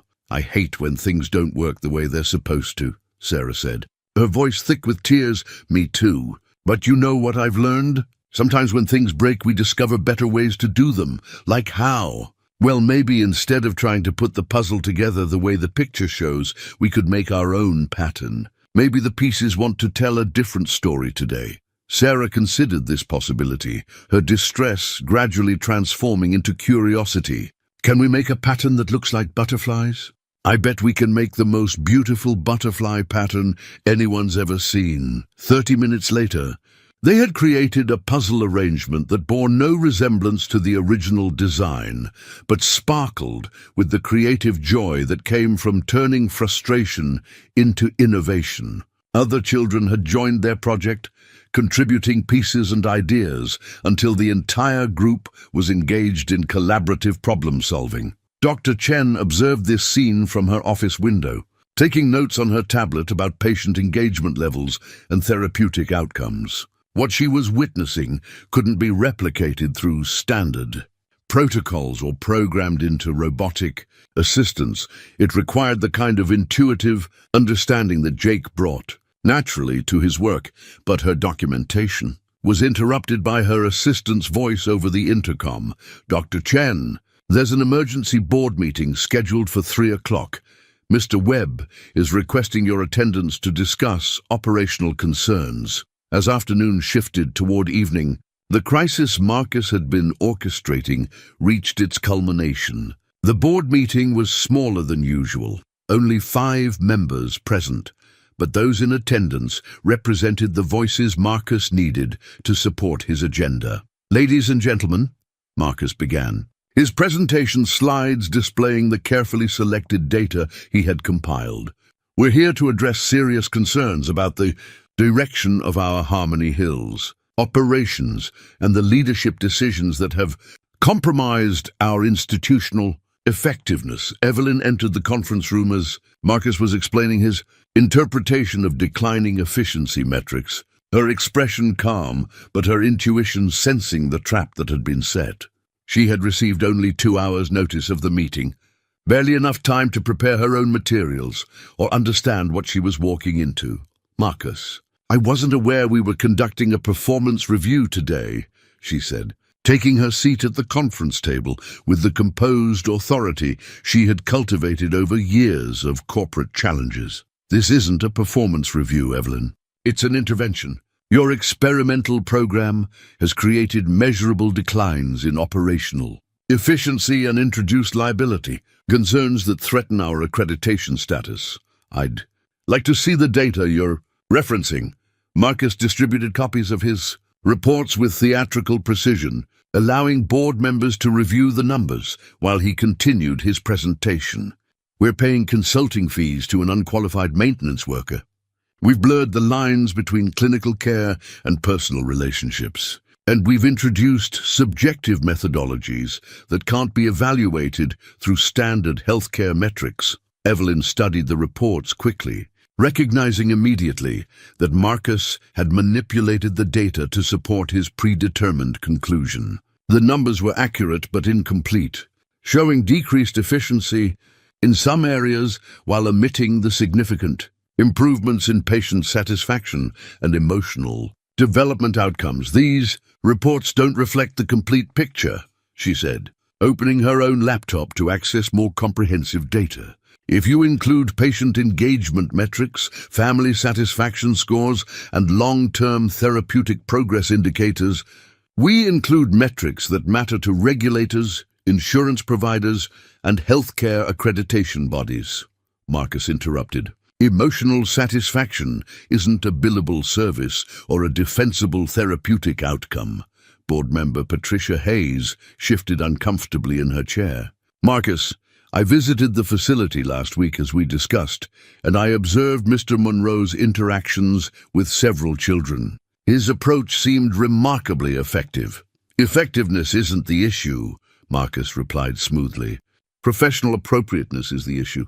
We can't operate a medical facility based on subjective impressions and personal feelings. It was then that Leo's secret recording became the unexpected catalyst that would determine everyone's future. Dr. Chen had been asked to provide clinical context for the board's discussion, but as she prepared her presentation materials, she discovered the tablet Leo had inadvertently left in her office. The device contained his collection of videos documenting Jake's interactions with the children, 3 weeks of authentic moments that captured exactly what couldn't be quantified in Marcus's efficiency. Reports. Before we continue, Dr. Chen said, her voice carrying the quiet authority of someone who had spent years distinguishing between what was clinically significant and what was merely administratively convenient. I think you should see this. She connected Leo's tablet to the conference room's presentation system, and suddenly the sterile meeting room filled with the sounds of children laughing, asking questions, and engaging with their world in ways that transformed therapy from obligation into adventure. The first video showed Jake helping Sarah with her puzzle breakdown, demonstrating patient problem-solving that had turned frustration into creative collaboration. The second captured him reading stories to a group of children, with each child completely absorbed in narratives that connected their experiences to larger possibilities. The third documented the garden sessions, where Jake had taught children to see themselves as part of the natural world rather than separate from it due to their disabilities. Where did this recording come from? Marcus asked, his carefully constructed narrative beginning to crumble under the weight of visual evidence. Leo Hart recorded these interactions over the past 3 weeks, Dr. Chen explained. He was documenting moments when he felt genuinely happy and engaged. What he captured was comprehensive evidence of therapeutic breakthroughs that our standard assessments hadn't detected. The room fell silent as board members watched authentic care unfold on the screen. The videos showed children who had been passive patients becoming active participants in their own healing, discovering strengths they didn't know they possessed, and developing social connections that enhanced their overall well-being. This is exactly what I've been trying to explain, Evelyn said quietly. Mr. Monroe isn't replacing our clinical protocols. He's enhancing them with elements that our technology can't provide. But Marcus wasn't finished. These videos demonstrate concerning boundary violations and unprofessional relationships that expose us to significant liability risks. Rather than supporting Mrs. Hart's position, they provide evidence that this program should be terminated immediately. The board members exchanged glances, torn between the compelling evidence of Jake's positive impact and legitimate concerns about professional standards and institutional liability. I move that we terminate the Human Integration Therapy Program, effective immediately, and return Mr. Monroe to his original maintenance duties, Marcus announced. Furthermore, I believe we need to conduct a comprehensive review of Mrs. Hart's leadership decisions over the past year to ensure that personal considerations haven't compromised her professional judgment. The room erupted. Intense discussion as board members debated the implications of the evidence they had witnessed. Evelyn realized that she was fighting not just for Jake's position, but for her own credibility as a leader and her vision for what healthcare could become when it prioritized human connection alongside clinical excellence. But the most important battle was yet to come, because Leo, Emma, and the other children had no intention of accepting quietly the loss of someone who had taught them to see themselves as whole, capable, and worthy of authentic care. The Heart Technologies Founders Charter had been gathering dust in Evelyn's office safe for over a decade, a relic of her father's idealistic vision that seemed increasingly irrelevant in an era of corporate efficiency and measurable outcomes. But as she sat in her study at 3 a.m, reading the document by lamplight after the disastrous board meeting, the words her father had written 30 years earlier felt like a moral compass pointing towards something she had lost. Like healthcare is fundamentally an act of human compassion, the charter read in her father's careful handwriting. While technology and medical expertise provide the tools for healing, it is the recognition of each patient's inherent dignity and unlimited potential that creates the conditions for true recovery. Any institution that prioritizes efficiency over empathy, or profit over the sacred trust placed in our care, has forgotten its essential purpose. The Charter continued with specific language about Heart Technology's commitment to innovative care that served the whole human being, not merely the medical condition, and emphasized the company's responsibility to seek healing wisdom wherever it might be found. Regardless of its source or traditional credentials, Evelyn had never paid much attention to her father's philosophical approach to healthcare. She had built her career on modernizing his outdated sentimentality with evidence-based protocols and technological solutions. But now, facing the possibility of losing both Jake and her own position as CEO, she began to understand what her father had been trying to preserve. The emergency board vote had ended inconclusively, with 3 members supporting Marcus's motion to terminate the program and 3 members expressing reservations about abandoning an approach that showed clear benefits for patient care. Patricia Hayes had cast the deciding vote to table the decision for 72 hours, giving Evelyn time to mount a more comprehensive defense. But time was a luxury she couldn't afford to waste on despair. At 6 a.m, Evelyn called Dr. Chen to request an emergency meeting with Jake, Leo, and Emma. She had a plan that would either save the program or cost her everything she had built over the past decade.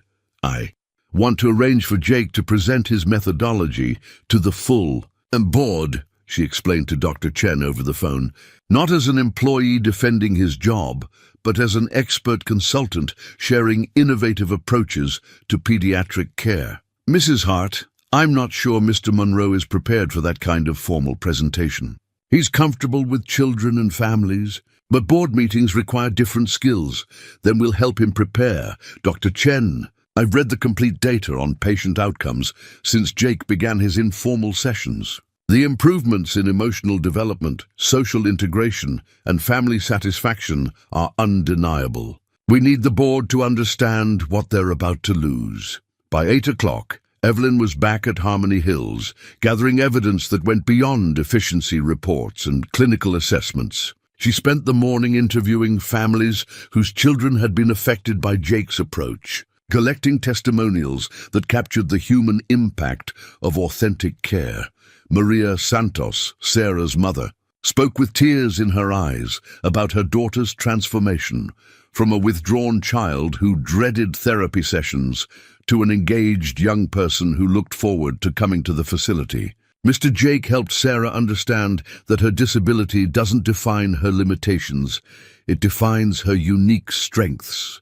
She started calling herself a creative problem solver instead of someone who can't do things normally. James Liu's nephew attended the facility's weekend programs, and his aunt described how Jake had helped the boy develop confidence in social situations by teaching him that everyone had invisible challenges that required patience and understanding. Marcus learned that being different doesn't mean being alone. He's made friends for the first time in his life. Dr. Chen provided medical documentation showing improved sleep patterns, reduced anxiety, and better cooperation with formal therapy sessions among children who participated in Jake's informal programs. The data was compelling, but Evelyn knew that numbers alone wouldn't convince board members who had already decided that emotional outcomes were secondary to operational efficiency. Jake arrived at noon, clearly uncomfortable with the attention his situation had generated. He had spent the morning researching corporate presentation techniques and attempting to organize his intuitive approach to child development into formal methodologies that might resonate with business executives. Mrs. Hart, I appreciate everything you're trying to do, but I'm not sure I'm the right person to defend this program to your board. I don't have advanced degrees or research credentials or experience with corporate decision-making. Jake, you have something more valuable than credentials. You have results. The children in your informal programs have shown measurable improvements in areas that matter most to their long-term well-being and quality of life. But what if I can't explain it in ways that make sense to business people? What if I say the wrong things and make the situation worse? Evelyn studied his face, recognizing the anxiety of someone being asked to defend work that came naturally but couldn't easily be systematized or commodified. Tell me something. When you're working with the children, what guides your decisions about how to help them? Jake considered the question carefully. I pay attention to who they are underneath their medical conditions. Each child has interests and strengths and dreams that have nothing to do with their disabilities. My job is to help them remember that they're whole people who happen to need some extra support, not broken people who need to be fixed. That's exactly what the board needs to hear. Not corporate terminology or formal methodologies, but your understanding of what these children need that our current systems aren't providing. While Jake prepared for his presentation, Evelyn worked with Dr. Chen to organize the evidence they had collected into a comprehensive case for the program's continuation. They compiled patient progress reports, family satisfaction surveys, staff observations, and long-term outcome projections that demonstrated the financial and clinical benefits of integrated care approaches. But their most powerful evidence came from an unexpected source. Leo had spent the morning creating his own presentation, working with Emma via video call to document their friendship and the ways Jake's approach had changed their understanding of disability and possibility. Using adaptive technology and simple video editing software, they had produced a 5-minute documentary that captured the essence of authentic care better than any clinical report. "Mom," Leo said when Evelyn found him in the facility's computer lab, "Emma and I made something that shows why Mr. Jake is important. We interviewed other kids too, and we recorded ourselves talking about what it feels like when someone sees us as whole people. Instead of problems to solve, the video opened with Leo and Emma introducing themselves, not through their medical diagnoses, but through their interests and dreams. Leo described his fascination with robotics and his plans to design better mobility devices. Emma talked about her butterfly garden and her goal of becoming a nature photographer who could show people the beauty in small, overlooked things. They interviewed 6 other children from the facility, each sharing stories about moments when Jake had helped them discover new strengths or develop different perspectives on their challenges. The children spoke with eloquence that surpassed many adult testimonials, describing complex concepts of self-worth, resilience, and community connection with the clarity that came from lived experience. Mr. Jake doesn't try to make us feel better about being disabled. explained 10-year-old Marcus, whose spina bifida required extensive daily care. He helps us understand that everyone needs help with something, and everyone has something special to offer. Being disabled just means we're experts at asking for help and finding creative solutions. The video concluded with Emma's observation about butterflies and transformation. Some people think caterpillars are ugly and butterflies are beautiful. But really, they're the same creature learning to use their bodies differently. Mr. Jake taught me that growing up with cerebral palsy is like being a butterfly. I might move differently than other people, but I can still do amazing things. As afternoon approached, word of the impending board decision spread through Harmony Hills. Families began arriving unannounced, requesting meetings with administrators and expressing concerns about potential changes to their children's care. The lobbying efforts weren't organized, but they were effective.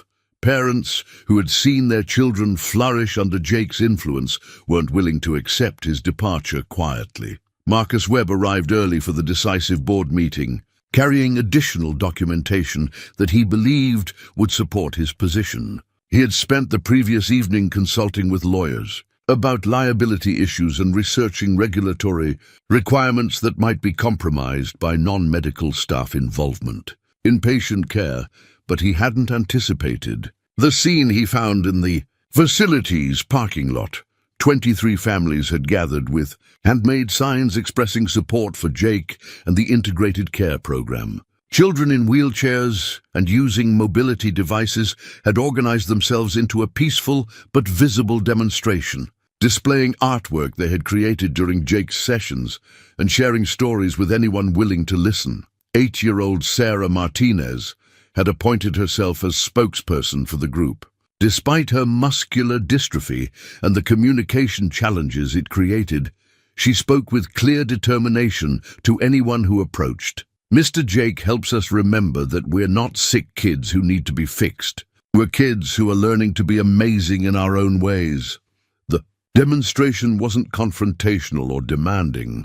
It was simply a group of families bearing witness to the value of authentic care and their desire to preserve something that had made a meaningful difference in their children's lives. Inside the facility, Jake made final preparations for his presentation, reviewing the notes he had organized about child development principles and therapeutic outcomes. But Evelyn could see that his most powerful arguments weren't written down. They were embedded in his natural understanding of what children needed to thrive. "Jake," she said as they walked toward the conference room where the board was assembling, "remember that you're not asking for charity or special consideration. You're offering expertise that complements our clinical services and produces measurable benefits for the children we serve. What if they decide it's not worth the risk? Then we'll know we did everything possible to advocate for what's right. And we'll find other ways to make sure these children get the care they deserve." As they approached the conference room, Evelyn carried her father's charter in her briefcase, not as a historical curiosity, but as a reminder of the principles that had originally defined Heart Technology's mission.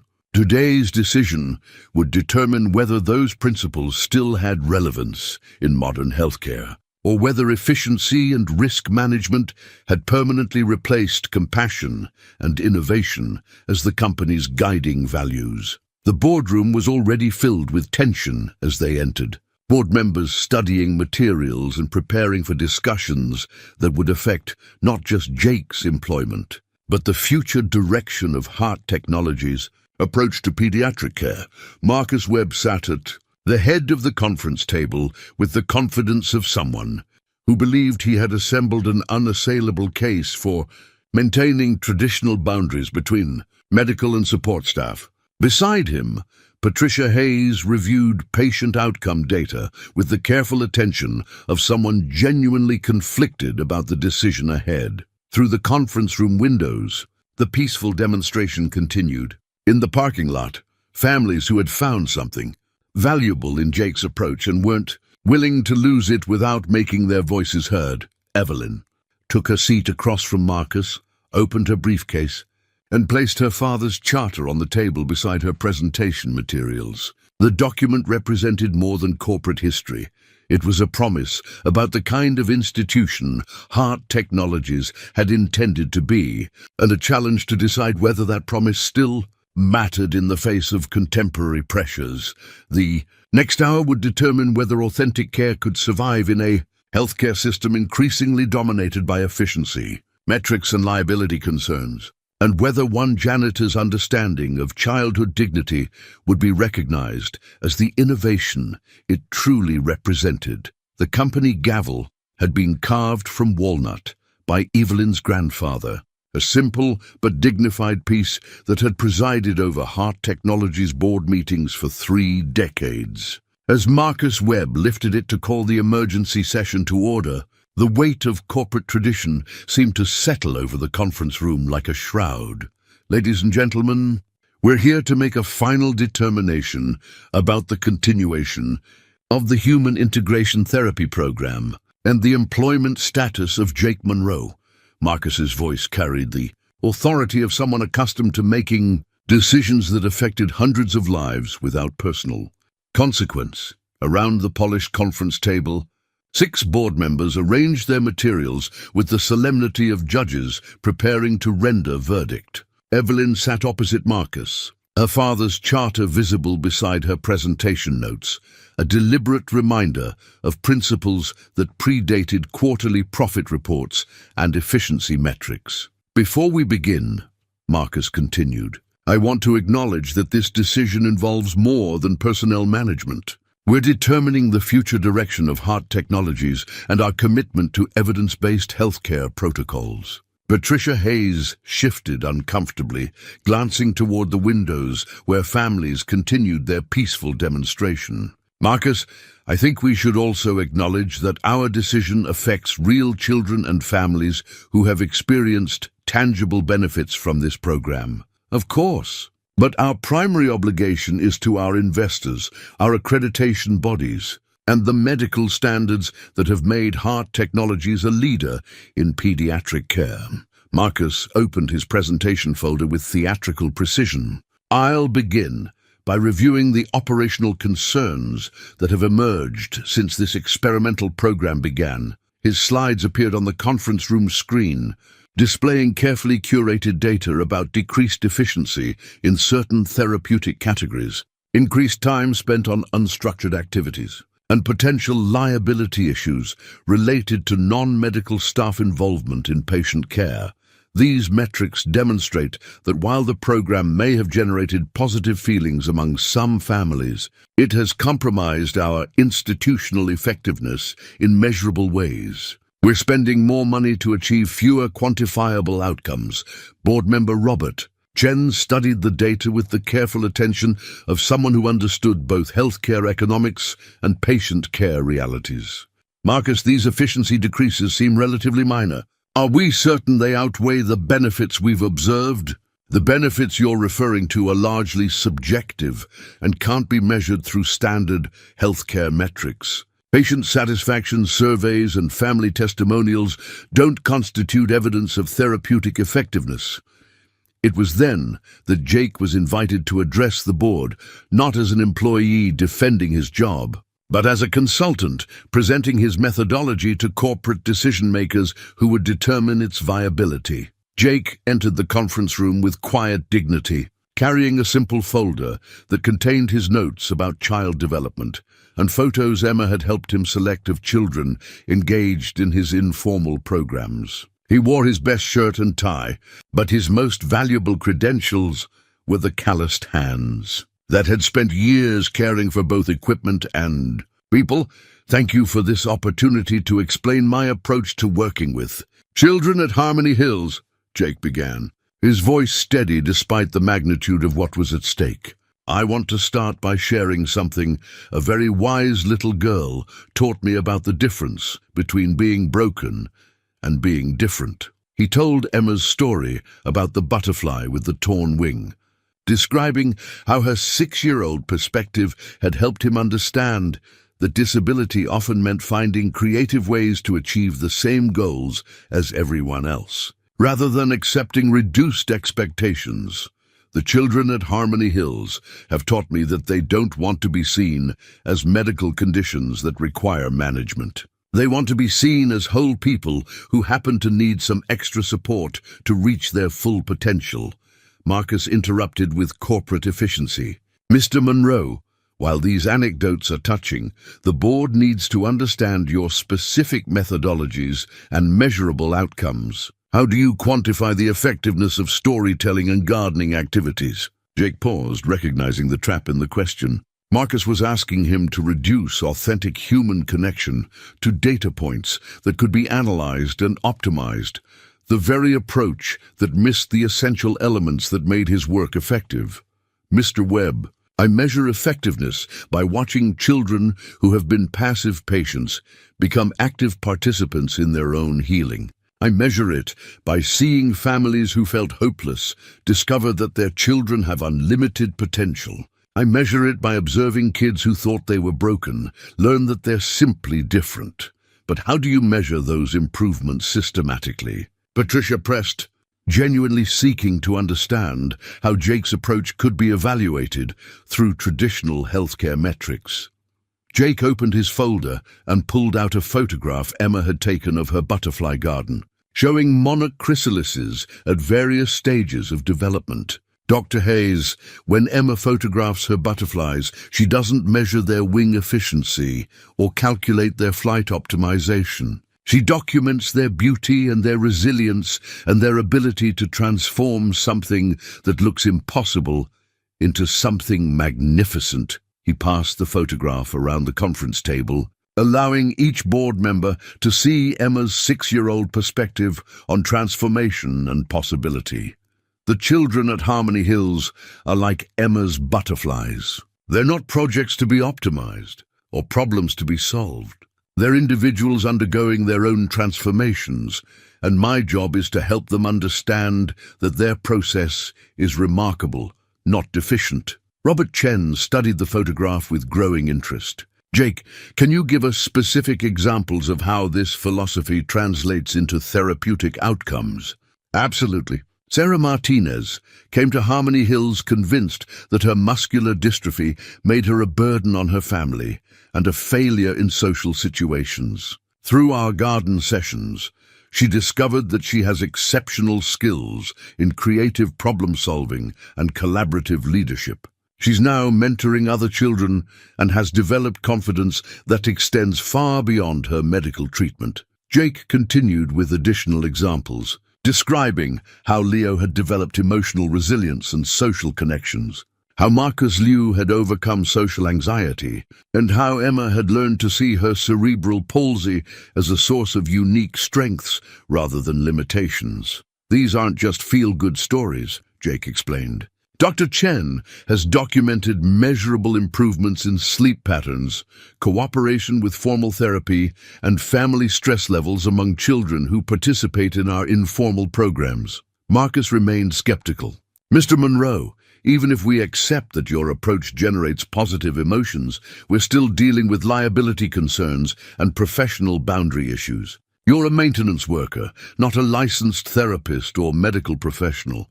You're right, Mr. Webb. I'm not a medical professional. I'm something different. I'm someone who sees these children as whole people first and medical conditions second. That perspective complements the excellent clinical care they receive from Dr. Chen's team. The conference room fell silent as board members processed Jake's response. He hadn't tried to claim credentials he didn't possess or minimize the importance of medical expertise. Instead, he had articulated a different kind of authority, the authority that came from authentic relationship and genuine understanding of what children needed beyond clinical intervention. Jake, Evelyn said, recognizing the moment to introduce evidence that would shift the conversation's trajectory. Would you share with the board what Leo and Emma created to help explain why this program matters? Jake connected Leo's tablet to the conference room's presentation system, and suddenly, the sterile corporate environment filled with children's voices sharing insights about disability, resilience, and the transformative power of being seen as complete human beings. The 5-minute, documentary Leo and Emma had created captured everything that couldn't be, quantified in efficiency reports, the joy of discovery, the confidence that came from acceptance, and the profound healing that occurred when children were encouraged to see themselves as capable rather than limited. As the video concluded with Emma's observation about butterflies and transformation, even Marcus seemed momentarily affected by the children's eloquent testimonials about the value of authentic care. But the moment of connection was interrupted by an unexpected development that would determine the outcome of everything they had fought to preserve. The family photo that would eventually sit on Evelyn's desk was still 3 months in the future. But the moment that would make it possible was happening in the Harmony Hills parking lot as the board debated Jake's fate inside the conference room. Leo had organized the other children into what he called a truth-telling circle, where each child would share their story about how Jake had changed their understanding of their own potential. But what began as simple testimonials evolved into something more powerful, a demonstration of the leadership, empathy, and social skills that Jake's approach had helped them develop. 8-year-old Sarah Martinez had appointed herself as coordinator, using her newfound confidence in creative problem-solving to help other children organize their thoughts and overcome their communication challenges. Marcus Liu, who had arrived at Harmony Hills 6 months earlier paralyzed by social anxiety, was now helping younger children feel comfortable sharing their experiences with the growing crowd of supporters. Emma Monroe sat in her decorated leg braces beside Leo's wheelchair, the two of them serving as informal hosts for families who had come to show support for the program that had transformed their children's experiences. Emma's butterfly journal lay open on Leo's lap, and they were showing visitors photographs of monarch chrysalises and stories about transformation that had become central to their understanding of growth and change. "Look at this one," Emma told Mrs. Santos, pointing to a photograph of a newly emerged butterfly with slightly asymmetrical wings. "Daddy says that sometimes the most beautiful butterflies are the ones that had to work hardest to break out of their chrysalises." Inside the conference room, the board was reaching its moment of decision. Marcus had presented his motion to terminate the program, citing liability concerns and the need to maintain clear professional boundaries between medical and support staff. Ladies and gentlemen, while Mr. Monroe's interactions with the children are undoubtedly well-intentioned, we can't operate a medical facility based on emotional attachments and subjective impressions. Hot Technologies has built its reputation on clinical excellence and measurable outcomes. Patricia Hayes had been studying the financial implications of both continuing and terminating the program. Marcus, I've reviewed the cost analysis, and the Human Integration Therapy program actually shows positive return on investment when we include family retention rates and reduced staff turnover. Patricia, financial returns aren't our primary concern here. We're dealing with regulatory compliance and professional liability issues that could jeopardize our accreditation status. It was Robert Chen who introduced the perspective that would shift the entire conversation. I've been thinking about my visit to the facility last week, and I observed something that our efficiency metrics don't capture. The children in Jake's programs weren't just happier, they were more cooperative with their formal medical treatments. Dr. Chen nodded from her position at the conference table. Mr. Chen is correct. We've seen significant improvements in compliance with physical therapy, medication schedules, and educational programs among children who participate in the informal sessions. That's an interesting correlation, admitted board member James Liu. But correlation doesn't necessarily indicate causation. Jake had remained quiet during most of the board's debate. But now he spoke with the quiet authority of someone who had spent years observing what actually helped children heal. Mr. Liu, you're right that correlation doesn't prove causation, but I can tell you what I've observed. When children feel seen and valued as whole people, they're more willing to do the difficult work that medical treatment requires. When they understand that their disabilities don't define their limitations, They're more motivated to push through challenges. Marcus was preparing his final argument when Evelyn made the decision that would determine not just Jake's employment, but the future direction of Heart Technologies. She stood up, walked to the conference room windows, and opened the blinds to reveal the scene unfolding in the parking lot. 23 families had grown to nearly 40, as word spread through the community about the program that might be terminated. Children who had learned to see themselves as capable and valuable were now advocating for the approach that had transformed their lives. "Board members," Evelyn said quietly, "I want you to look at what's happening outside. Those children aren't protesting. They're demonstrating the leadership skills, social confidence, and self-advocacy abilities that Jake's program helped them develop. Through the windows, they could see Leo facilitating conversations between families, Emma showing her butterfly photographs to younger children, and Sarah Martinez coordinating activities with the organizational skills of someone who had learned to see problems as opportunities for creative solutions." "Mrs. Hart," Marcus said with growing frustration, "a parking lot demonstration doesn't constitute evidence of therapeutic effectiveness. Actually, Marcus, it's the most compelling evidence we could ask for. Those children are exhibiting exactly the outcomes we hope to achieve through pediatric care: independence, confidence, social engagement, and the ability to advocate for their own needs." Evelyn opened her briefcase and placed her father's charter on the conference table, spreading it so all board members could read the founding principles that had established Heart Technologies 3 decades earlier. 30 years ago, my father wrote that healthcare was fundamentally an act of human compassion, and that any institution prioritizing efficiency over empathy had forgotten its essential purpose. Today, we're deciding whether those principles still have relevance." She paused, allowing the board to absorb the weight of their decision's historical significance. "Jake Monroe represents everything my father intended when he created this company. He sees each child's inherent dignity and unlimited potential. He seeks healing wisdom wherever it can be found. He prioritizes the sacred trust placed in our care over the convenience of standardized protocols." Marcus made one final attempt to control the narrative. "Evelyn, sentiment and nostalgia can't override our fiduciary responsibilities and professional obligations." "You're right, Marcus.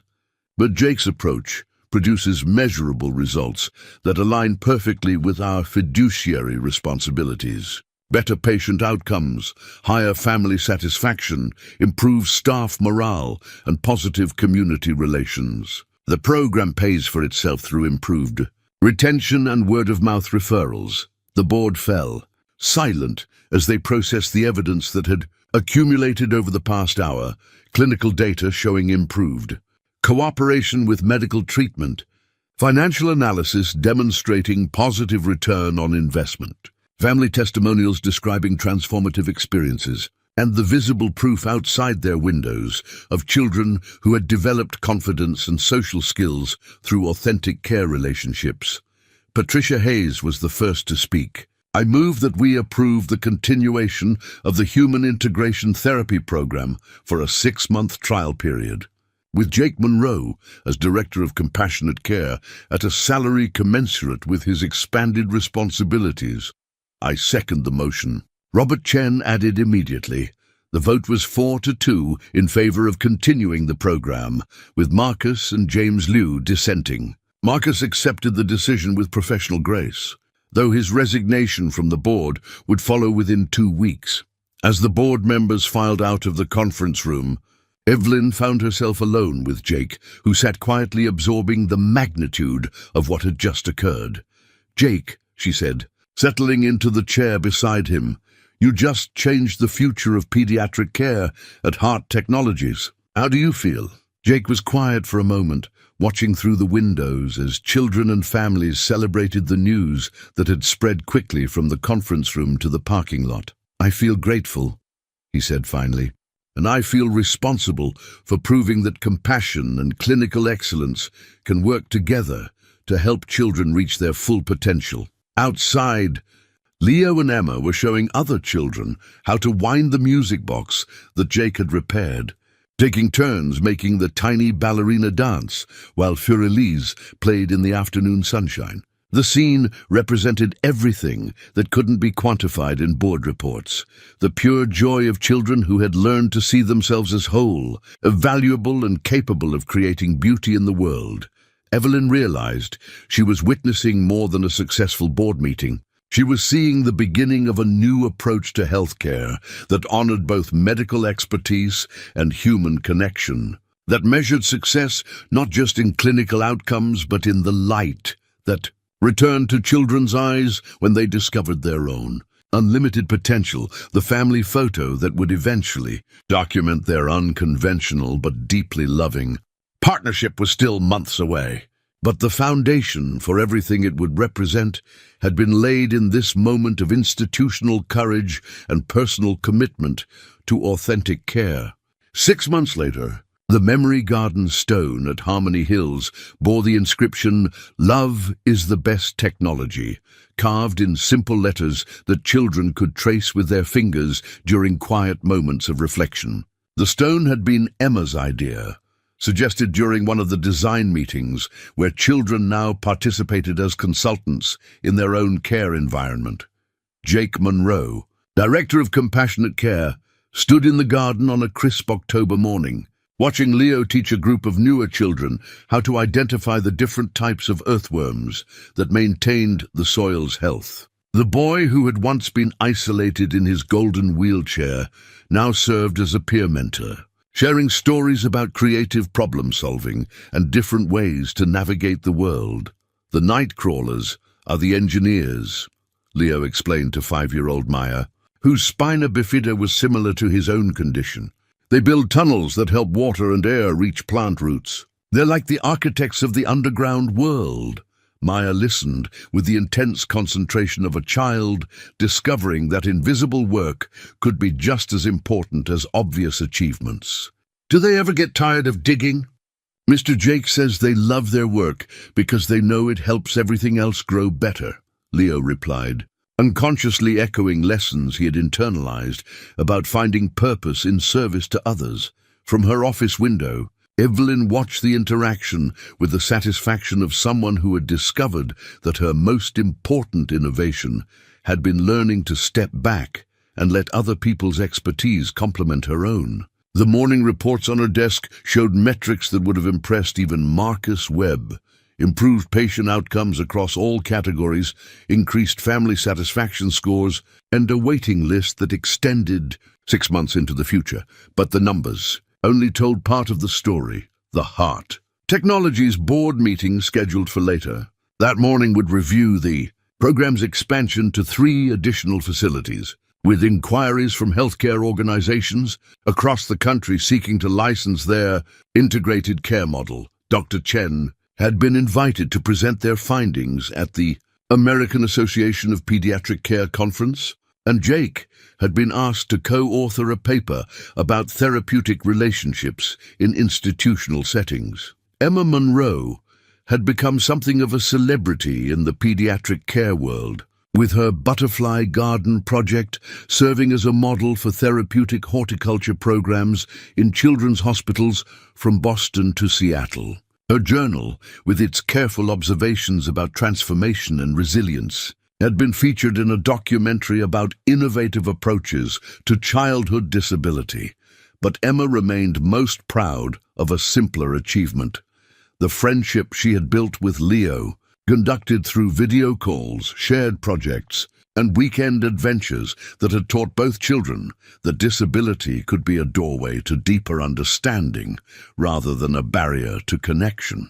"Daddy," Emma had said the previous weekend while they worked together in her container garden, "I think the butterflies and the earthworms are both heroes in their own ways.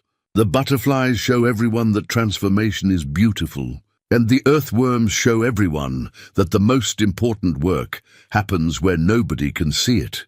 Jake had recognized the wisdom in his daughter's observation, understanding that she was describing the complementary roles that clinical expertise and compassionate care played in Healing. The family photo that now sat on Evelyn's desk had been taken during Harmony Hill's first annual celebration of resilience and possibility, an event that brought together families, staff, and community members to recognize the extraordinary achievements that emerged when children were encouraged to see their disabilities as sources of unique strength. In the photograph, Leo and Emma sat between Jake and Evelyn, all four of them laughing at something beyond the camera's frame. It was an unconventional family portrait. A CEO and a former janitor, a boy with spina bifida and a girl with cerebral palsy, but it represented a definition of family that had grown to include everyone committed to nurturing children's unlimited potential. The photo had been Emma's idea, suggested with the directness that children brought to important observations. "We should take a picture of our family," she had announced during one of their weekly dinners, which had become a cherished ritual for all four of them. "We're not exactly a traditional family," Evelyn had replied gently. "We're a butterfly family," Emma had explained with 6-year-old logic. "We all started as different kinds of caterpillars, but we learned to take care of each other while we figured out how to fly." The Memory Garden stone represented the culmination of everything they had learned about the relationship between love and healing. The children had insisted on the inscription after Jake had shared a story about a hospital where the most advanced medical technology in the world couldn't help patients heal until someone figured out how to make them feel loved and valued.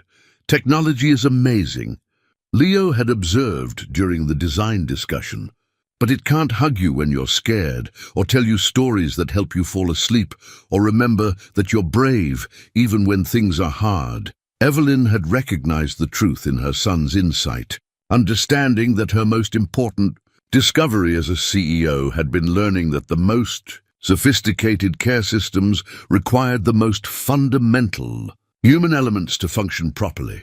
As she prepared for the morning board meeting that would authorize the program's national expansion, Evelyn reflected on the journey that had brought her from a place of emotional isolation to a position of authentic leadership. She had built her career on the assumption that human variables were inefficiencies to be eliminated, but Jake had taught her that human connection was actually the most advanced technology available for healing. The golden wheelchair that had once symbolized her attempt to solve Leo's needs through expensive solutions now served a different purpose. Leo had donated it to the facility's equipment lending library, making it available to families who couldn't afford adaptive technology, while he used a simpler, more practical chair that didn't separate him from his peers. "I don't need the fancy chair anymore," Leo had explained when making the decision. "I learned that mobility isn't about having the best equipment. It's about knowing you can go anywhere you want to if you're creative enough to find a way." Dr. Chen knocked on Evelyn's office door, carrying the quarterly reports that would demonstrate to the board how compassionate care and clinical excellence had proven to be complementary rather than competing approaches to pediatric medicine. "Are you ready for this morning's presentation?" Dr. Chen asked, settling into the chair across from Evelyn's desk. "I think so. How do you think the board will respond to Jake's proposal for the community outreach program?" "I think they'll be impressed by the data showing how our integrated approach has reduced hospital readmissions and improved long-term outcomes." Jake's idea about taking our therapeutic model into underserved communities could transform pediatric care on a much broader scale. Through her office window, Evelyn could see Jake helping children transplant seedlings in the expanded garden area, teaching them about patience, growth, and the invisible work that created visible beauty. Each child approached the tasks differently, adapting techniques to accommodate their individual abilities while contributing to collective success. The scene represented everything Evelyn had learned about leadership, healing, and the delicate balance between providing expert care and nurturing authentic human connection. Jake hadn't replaced her facility's medical expertise. He had enhanced it with elements that transformed treatment from something that happened to children into something they participated in actively.